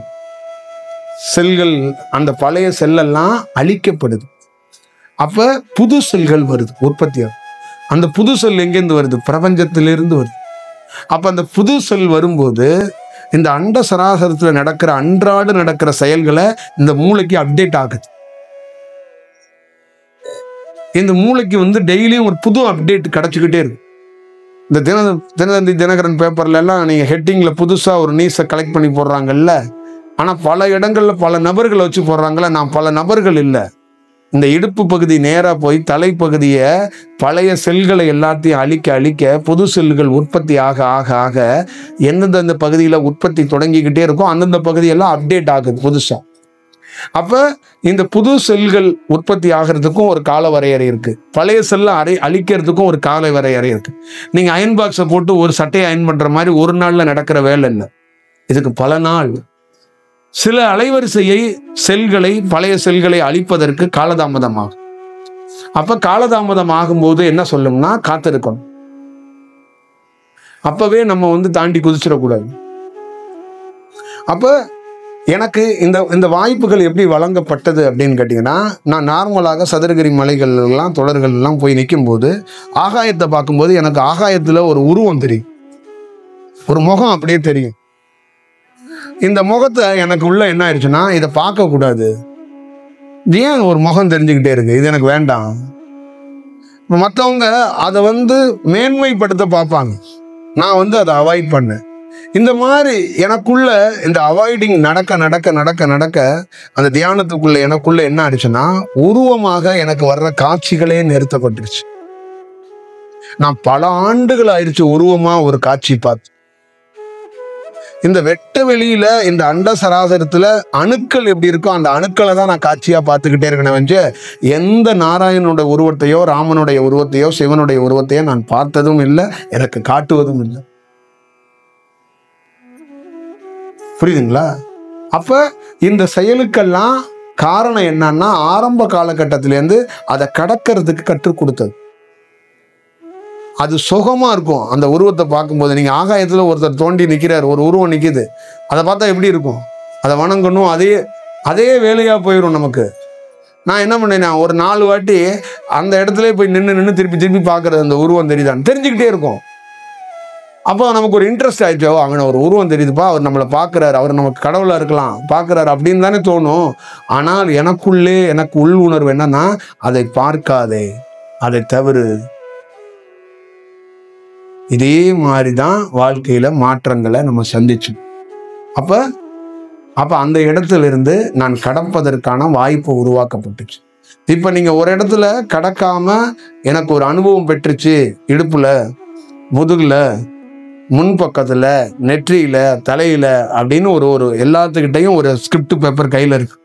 எல்லாத்துக்கிட்டையும் தியானத்தை பற்றி ஒரு ஆய்வுகள், ஒவ்வொரு அனுபவம் எல்லாத்துக்கிட்டையும் இருக்கு தனிப்பட்ட முறையில். அதை கடக்க மாட்டீங்க. அந்த கதையை 3 வருஷமா 4 வருஷமா யார்கிட்ட கேட்கறதுன்னு தெரியாம திண்டாடிக்கிட்டு அலையிறீங்க. ஒன்று, அது என்னவா இருக்கும், எனக்கு ஏன் அப்படி நடந்துச்சு அப்படிங்கிறீங்க. அது என்னவா வேணாலும் இருக்கட்டுமே, அது ஒரு நாள் உனக்கு உணர்த்தும், உனக்கு ஒரு நாள் காட்டும். அந்த காட்சியை நீ பார்க்க போற. புரியுதுங்களா? 3 காலங்கிறது என்னன்னா, 30 ஆண்டுகளுக்கு முன்னாடி நம்ம நடந்த சிறு வயதுல நடந்ததை நீ ஒரு அனுபவம் பெற்றன்னா அதை ரீவைண்ட் பண்ணி அதை காட்டிடும் உனக்கு. புரியுதுங்களா? அதே மாதிரி நீ பணி செஞ்சுக்கிட்டே இருக்க, இன்னும் 30 ஆண்டு கழிச்சு உன்னோட ஒருத்தன் நல்ல திறமசாலி வரப்போறான், இல்லை உன்னோட கொஞ்சம் நோஞ்சானா ஒருத்தன் வருவான் அப்படிங்கிறதையும் காட்டும். அப்ப நீ என்னன்னா அதுக்கேற்ற மாதிரி பிரசன்ட்ல வேலை செஞ்சு வைப்ப. 30 ஆண்டுகள் கழிச்சுக்க போற சுமாரான ஒருத்தன் தான் வருவான், அவனை நீங்க வச்சு பேலன்சிங் தான் பண்ணிக்க முடியும். அவன் இந்த மாதிரி இதெல்லாம் கற்றுக் கொடுக்க மாட்டான். நான் என்னன்னா எக்ஸ்ட்ரா இன்னும் 2 நோட்டை எழுதி வச்சுட்டு போறேன், அவன்கிட்டையும் கொடுத்துருவேன். டேய் நீ இந்த நோட்டையும் தூக்கிக்க, 5 நோட்டு தான் உனக்கு, 2 நோட்டு நீ போகவே முடியாது, 6வது நோட்டு 7வது நோட்டுக்கு நீ போக முடியாது, நீ 5 நோட்டுலேயே தான் கிடப்ப. நீ 5 நோட்டை பார்த்துட்டு 7 நோட்டை பார்த்துட்டேன் 7 நோட்டை பார்த்துட்டேன்னு தாளம்பு கதையா நீ பண்ணிவிடுவ. அதனால அந்த மாதிரி பண்ணாத. 5 நோட்டு உனக்கு, 2 நோட்டு ஏன் நோட்டை வச்சுக்க. அப்படிதான் இந்த வாழ்க்கை வளமுடெல்லாம் கொஞ்சம் டெவலப் ஆனது 4 நோட்டு 3 நோட்டு 2 நோட்டு தான் இருந்திருக்கும். ராமலிங்க சுவாமி மாதிரி ஒருத்தர் அடிஷ்னலாக போய் 2 நோட்டை கொடுப்பாரு, இதை வச்சுக்க உன்னாலாம் அந்த நோட்டை போக முடியாது. இவங்க போயிட்டு மகரிஷி பட்டம் கொடுத்து அதிகாரத்தை சூற்றி இதெல்லாம் நடக்கலாம். நோட்டு கொடுத்தவன் யாரு? ஒரிஜினல் நோட்டு கொடுத்தவன் வடலூர்லேருந்து வந்த நோட்டு. அதை புரியணும். அப்போ இவரோட நோட்டு 2 நோட்டு 1 நோட்டு தான் இருக்கும். இப்போ நீ இந்த இடத்துல பணி செய்ய முடியாது. இப்போ என்னோட நோட்டை 2 நோட்டை தர்றேன், நீ வச்சுக்க. ஏன்னா இந்த காலத்தில் உன்னால் அந்த 2 நோட்டை அடையவே முடியாது. ஆனால் உன்னுடைய ஃபாலோவர்ஸாக இருக்கிறவன் எல்லா பேரும் என்ன பண்ணிட்டான், நீ அத்தனை நோட்டையும் அடைஞ்சிட்டு தான் அவனே தீர்மானிச்சிட்டான். ஓ கடவுள் தெரிகிறார், ஓ காட்சி தெரிகிறது அப்படின்ட்டான். அப்போ அதை நீ என்ன பண்ணணும், அவன் சொல்லும்போது ஆரம்பத்திலே தடுத்து அவனை என்கரேஜ் பண்ணாமல் அவனை நிப்பாட்டணும். நீ என்ன பண்ணுற, தடுக்கலை. உன்னை சார்ந்தவர்களும் தடுக்கணும்ல, அது தடுக்கலை. அப்போ உண்மையான ஞானி என்ன பண்ணுவான்? இப்போ நான் ஒரு இடத்துல ஒரு கிராமத்தில் போய் ஆசீர்வாதம் பண்ணிக்கிட்டே இருக்கேன். உயர்ந்த ஆற்றல் ஒன்று வந்துச்சு, கொப்பம் விட்டு சொத்தாடா எடுத்து கொடுத்துக்கிட்டே இருக்கேன்னுச்சு. கட்டுச்சு, கொப்பம் விட்டு சொத்தாது என்ன, இந்த அலைவரிசையை நீ ஆசீர்வாதம் பண்ணிட்டே அலைஞ்சிக்கிட்டு இருக்கே என்ன அப்படின்னு சொல்லி பட்டார்னு ஒன்று தட்டி கண்டறிஞ்சிட்டேன்னா இவனுக்கு கொடுக்கணும். இவனுக்கு எவ்வளவு? 10% 10% கொடுக்கணும். அள்ளி கொடுக்குற இது என்ன வேலை? இந்த வேலையை இப்படி செய்யக்கூடாது. இல்ல, பிரபஞ்சம் என்றது என்னன்னா ஒழுங்கு நடவடிக்கை ஒருத்தர் மேல எடுக்கவே கூடாது. நான் பார்த்த ஞானிகள்ல 78% பேர் பிரபஞ்சத்தால தண்டிக்கப்பட்டவங்கள தான் நான் பார்த்திருக்கேன் அதிகமா. எல்லா பேர் மேலேயும் ஒழுங்கு நடவடிக்கை. அப்ப நான்லாம் உண்மையிலே தப்பிச்சேன். இல்லைன்னா முதல் ஒழுங்கு நடவடிக்கை என் மேலதான் ஒழுங்கிருக்கும். எங்க தப்பிச்சேன் அப்படின்னா என்னுடைய உள் உணர்வுல அந்த பிரபஞ்சம் அந்தந்த இடத்துல சரி செஞ்சுச்சு. இப்ப முதல் ஒழுங்கு நடவடிக்கையிலேருந்து நான் எங்க காப்பாற்றப்பட்டேன் அப்படின்னா இந்த வகுப்பையே அது சொன்னதுனால வர்றேன். முதல் ஒழுங்கு நடவடிக்கையிலேருந்து தப்பிக்கிறேன். அடுத்த ஒழுங்கு நடவடிக்கை என்னன்னா, நீங்க கேட்பீங்க, கதை சொல்லுவீங்க, அழுவீங்க. உங்களை பார்த்து நான் எதுவும் கொடுத்துடக்கூடாது, உருகிடக்கூடாது. உள்ள என்ன சொல்லுவான், அவள் அழுவா, பெருசா எடுத்துக்காத. புரியுதா? உன்னை பார்த்தா போதும், அவள் அழுகிறான்னு மயங்கி நீ போய் அவளுக்கு ஏதாவது ஒன்று பண்ணன்னா நீ பாதிக்கப்படுவாய். உனக்கு நான் அதிகாரத்தை நீ தவறா பயன்படுத்துறேங்கிறது தான் அது பொருள். அவங்களை எப்படி வழி நடத்தணும்னு நமக்கு தெரியும். ஒரு குழந்தை அழுகுதுங்கிறதுக்காக 3 கிலோ சாக்லேட்டை வாங்கி கையில கொடுக்க கூடாது. இன்னைக்கு நீ ஒரு அம்மா இன்னைக்கு பிரச்சனையில் அழுவா, அதுக்காக ஒரே நேரத்தில் அவ துன்பத்தை தீர்த்தோம்னா அப்புறம் இறைக்கு என்னம்மா அந்த அந்த அந்த காலத்துக்கு வேல்வி இல்லாமல் போயிடும். இப்போ காலக்கணக்கு படைப்பை மீறுற மாதிரி ஆயிடும். அப்ப இந்த மாதிரி ஒழுங்கு நடவடிக்கை பிரபஞ்சத்தால் நிறைய ஞானிகளுக்கு எடுக்கப்பட்டு. அப்ப ஏன் இப்படி நடக்கப்பட்டுச்சு அப்படின்னு நம்ம பார்க்கும்போது, பிரபஞ்சம் அவங்கள உள்நிலையில இருந்து வழி நடத்தலை, அவங்களுக்கு ஃப்ரீயா விட்டுருச்சு. இப்ப நீங்க இங்க இருக்கீங்க, இப்ப நான் இருக்கிறேன், இங்க இருக்கிற யார்ட்டையோ ஒருத்தட்ட நீ இந்த ஆசீர்வாதம் பண்ணிட்டேன், நீ போய் இந்த ஞான பரப்பல உள்ள ஒரு வேலை செய் அப்படின்னு கொடுத்துருவேன். ஆனா நான் உன்கிட்ட பேசவே மாட்டேன். அப்ப உன்னுடைய உள் உணர்வு உன்கிட்ட பேசும், நீ செயல்படுவ. ஆனா அதுல உனக்கு என்னென்ன தோணுதெல்லாம் நீ செஞ்சு போடுவ. இப்ப எனக்கு என்னன்னா, என்ன பிரபஞ்சம் பேசாம என்ன அப்படியே விட்டுருந்தா 3வது நாளே நான் ஒழுங்கு நடவடிக்கைக்குள்ள ஆளாயிருப்பேன். புரியுதுங்களா? இதுதான் தமிழ்நாட்டில், இந்தியாவில், உலகம் முழுக்க இருக்கிற எல்லா தலைவனுங்களும் செஞ்சு கர்ம வினையை சம்பாதிச்சு வச்சிருக்கிறாங்க. புரியுதா? யாருக்குள்ளயும் ஒரு மனிதன் கூட தப்பிக்க முடியாதுங்க. உங்களுக்குள்ளேயும் அதுதான். கர்ம வினை எங்க இருந்து ஃபார்ம் ஆகுதுன்னா உங்களுக்கு அது தெரியாது. அப்போ உங்களுக்கு என்னதான், எனக்கு தோணிருச்சு, நான் நல்லதுதான் செய்வேன், நான் ரொம்ப நல்லவன் அப்படின்னு நீங்க என்ன பண்ணிடுவீங்க, நல்லவன்னு சொல்லி கெட்ட விஷயத்தை செஞ்சு முடியுங்க. புரியுதுங்களா? இது ஒழுங்கு நடவடிக்கை போயிடும். அப்ப இந்த மாதிரி நிறைய ஞானிகள் பனிஷ்மெண்ட்ல சமாதியில இருக்கிறவங்க எல்லாம் நான் பார்த்துருக்கிறேன். 100கணக்கான பேர்த்த பார்த்துருக்கிறேன். அதுல இருந்து தான் இந்த தியானமோ இந்த புத்தகமோ அது என்ன மாதிரி வேலை செய்யுங்கிறதெல்லாம் நான் சொல்றதுக்கான ரீசன். இல்லைன்னா நான் போய் அவங்கள போய் இப்படி ஒரு பேச வேண்டிய, இப்படி ஒரு உரையாட வேண்டிய அவசியமே இல்லை. அப்ப அது பிரபஞ்சம் வழி நடத்துனா ஆங்காங்கே உங்களுக்கு உணர்த்திடும். இப்ப நான் உங்களுக்கு சூத்தியமத்துல உங்களை மேக்சிமம் இழுத்து பிடிக்கிறேன், அங்கிட்டு ஓடாதீங்க. அப்புறம் வேற வழியே இல்லைனாலும் என்ன பண்றேன், உங்களை தடுத்து ஆட்கொண்டு உங்களை கீழே தள்ளியாச்சும் விட்டு கூட அங்க போவாதான்னு, மண்டை உடைஞ்சா கூட பரவாயில்ல, நீ எனக்கு முக்கியம் அப்படின்னு நான் நிப்பாட்டுறேன். நீ என்ன தவறா நினைச்சா கூட பரவாயில்ல, நானா நீ பாதிக்க கூடாதுன்னு நான் உனக்கு ஒரு ஆக்ஷன் கூட எடுக்கிற சமயத்தில். இதுதான் அதோடைய புரிதல் ஏற்படும். ஒருத்தரை போய் நான் போய் சென்னையில உயர்ந்த தியானத்தில் இருக்கும்போது ஒரு பெரிய கோடீஸ்வரனை போய் நான் போய் காலில் கும்பிட்டுட்டேன். அதனால நான் 1 வாரம் பட்ட அவஸ்தை எனக்கு தான் தெரியும். ஏன்னா அவன் கோடீஸ்வரன் உலகம் மனிதன் கும்பலாண்டா, நீ ஏன்டா போய் கும்பிட்ட? அதுக்காக உனக்கு பனிஷ்மெண்ட்னு 1 வாரம் வாய்ப்பே இல்லை. கதற கதற கதற கதற. அதனால துன்பம் துயரங்கிறத அந்த 1 வாரம் தண்டனை அனுபவி. 1 வாரம் கழிச்சு தண்டனை முடிஞ்சிருச்சு, வெளியில வா அப்படின்ட்டாங்க. இந்த மாதிரி இப்ப பனிஷ்மெண்ட்டுக்கெல்லாம் நானே வாங்கியிருக்கேன். சின்ன சின்ன பனிஷ்மெண்டா வாங்கி அதை சரி செஞ்சுக்க. அப்ப என்னுடைய அந்த வழி காட்டுதல் அப்படிங்கிறது அது இல்லைன்னா நான் தப்பு செய்யறதுக்கு நிறைய வாய்ப்புகள் இருக்கு. உங்களால கண்டுபிடிக்க முடியாது. நீங்க என்ன நினைச்சிருவீங்கன்னா, குரு கொடுக்குறாரு அதை செய்வோம், அதை வாங்குவோம், குரு கொடுக்கறது தப்பா இருக்காது மட்டும்தான் உங்களுக்கு தெரியும். அப்ப நான் கொடுக்கறதுலயும் தவறு இருக்கும், இருக்கிறதுக்கு வாய்ப்புகள் வந்துடும். அப்ப அதை ஒழுங்குபடுத்துறதுக்கு சரி பண்ண முடியாது. அப்ப அதுதான் பிரபஞ்சம் சொல்லுது, அந்த இடத்துல நான் ஒழுங்குபடுத்திடுவேன்.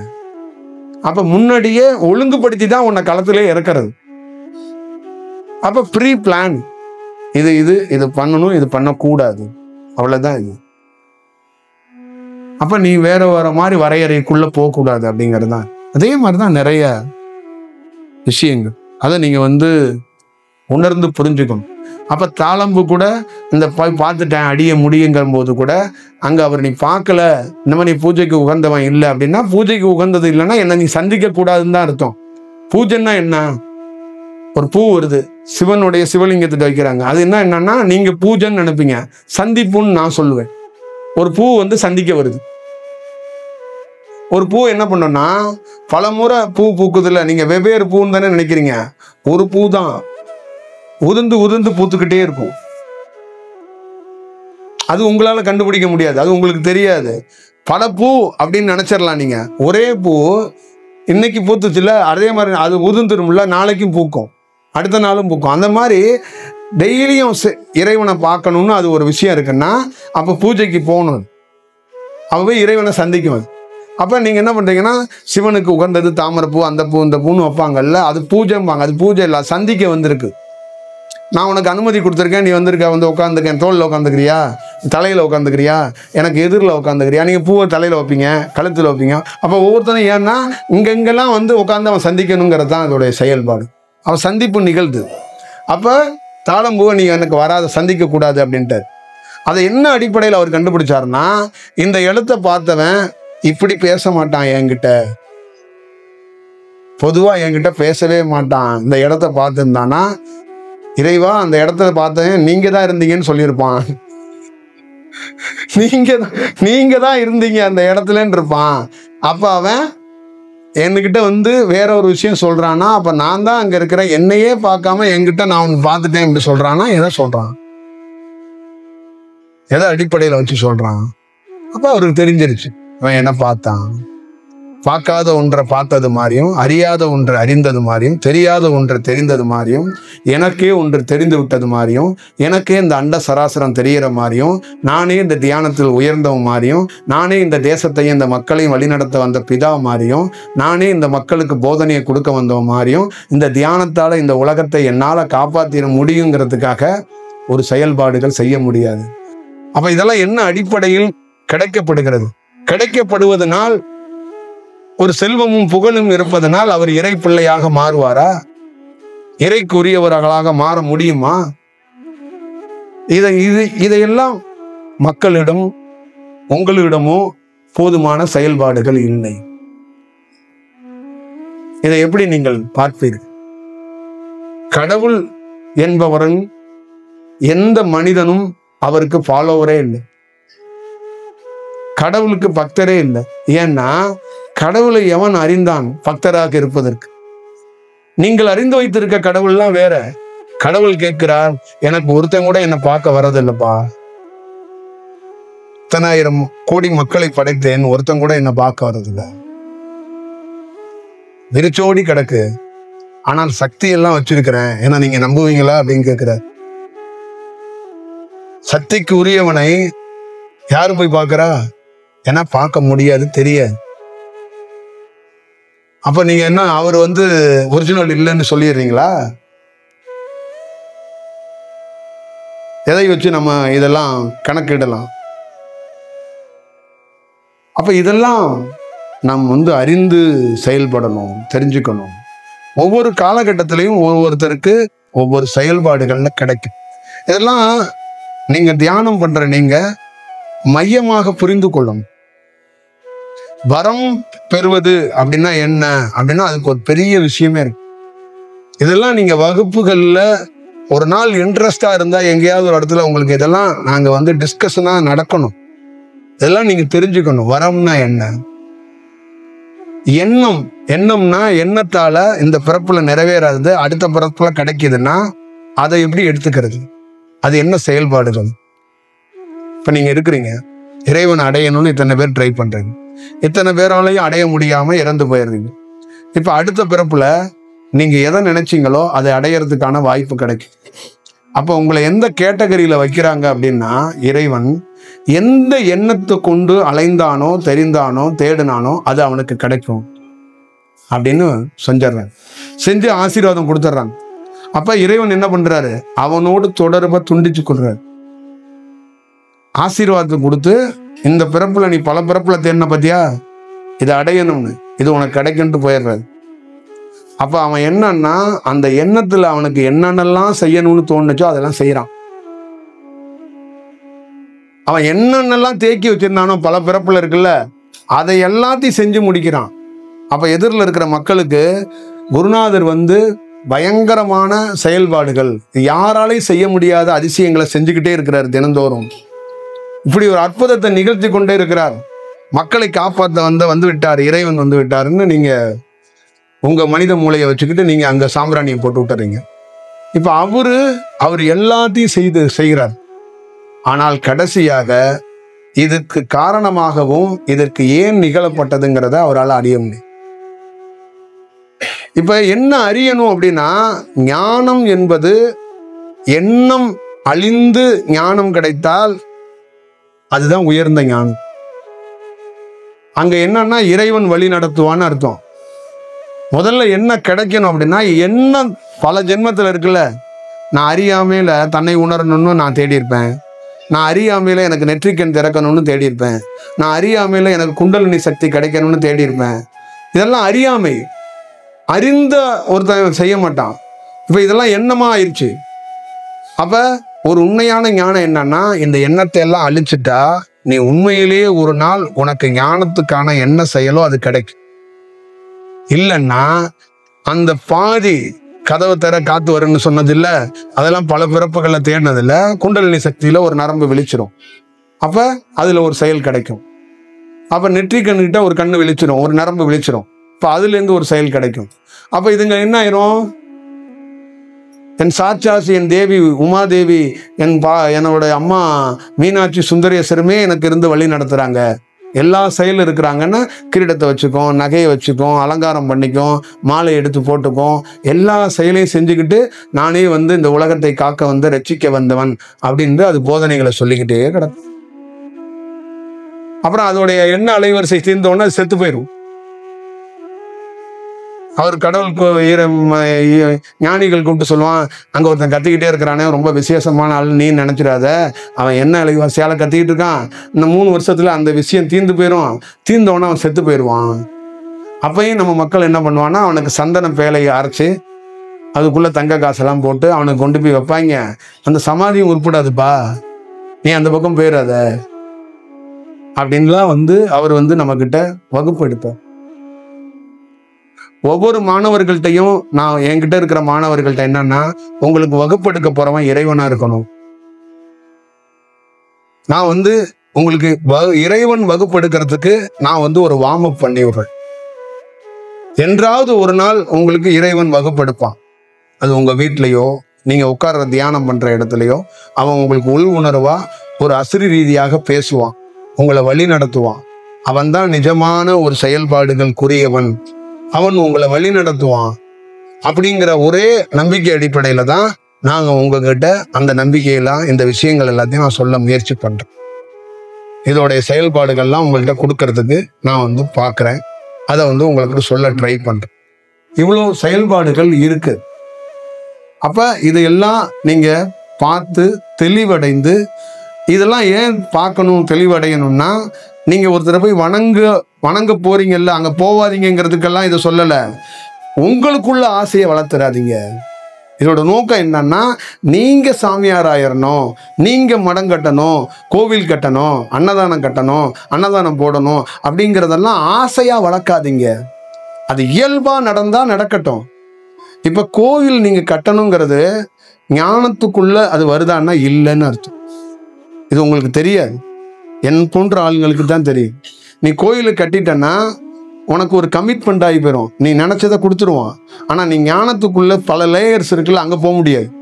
இந்த லேயர்ஸுக்குள்ளே அடிபட்டு நீ இங்கேயே உட்காந்துருவ. அதுக்கு இன்னொரு பிறப்பு தான் நீ எடுக்கணும். புரியுதா? நீ அதுக்குள்ளே சுத்தி தெரிகிற ஆளாயிருவ. நீ அதுக்குள்ள சுத்தி தெரிய வேண்டாம். அப்படிங்கிறது தான் அதோடைய ஈடுபாடுகள். அப்போ நம்ம பிறக்கும்போது ஒரு இறை வழிபாடுகளில், ஒரு கோயில் வழிபாடுகளில் இருக்கிறோம். நம்மளோட தியானத்தில் என்ன மாற்றம் இருக்குன்னா, எதுவரை இறை வழிபாட்டில் இருக்கணுமோ அதுவரை இருந்துட்டு அந்த இறை வழிபாட்டிலேருந்து நம்ம வந்து வேற மாதிரி இந்த தியானத்தை மேற்கொள்றதுக்கு வாய்ப்பை உருவாக்குறோம். அப்ப என்ன ஆகுது அப்படின்னு கேட்டீங்கன்னா, முற்றிலுமாக நீ ஒவ்வொரு தருணத்துக்குள்ள ஒரு வளர்ச்சியை நீ இயற்கையாக பெறுகிறாய் என்று அர்த்தம். நீ தெரியாம ஒரு கமிட்மெண்ட் பண்ணிவிடுற. அப்ப பல பேர் வந்து என்கிட்ட அம்பாளுக்கு கோயில் கட்டணும், கிருஷ்ணனுக்கு கோயில் கட்டணும் அப்படின்னு வர்றாங்க.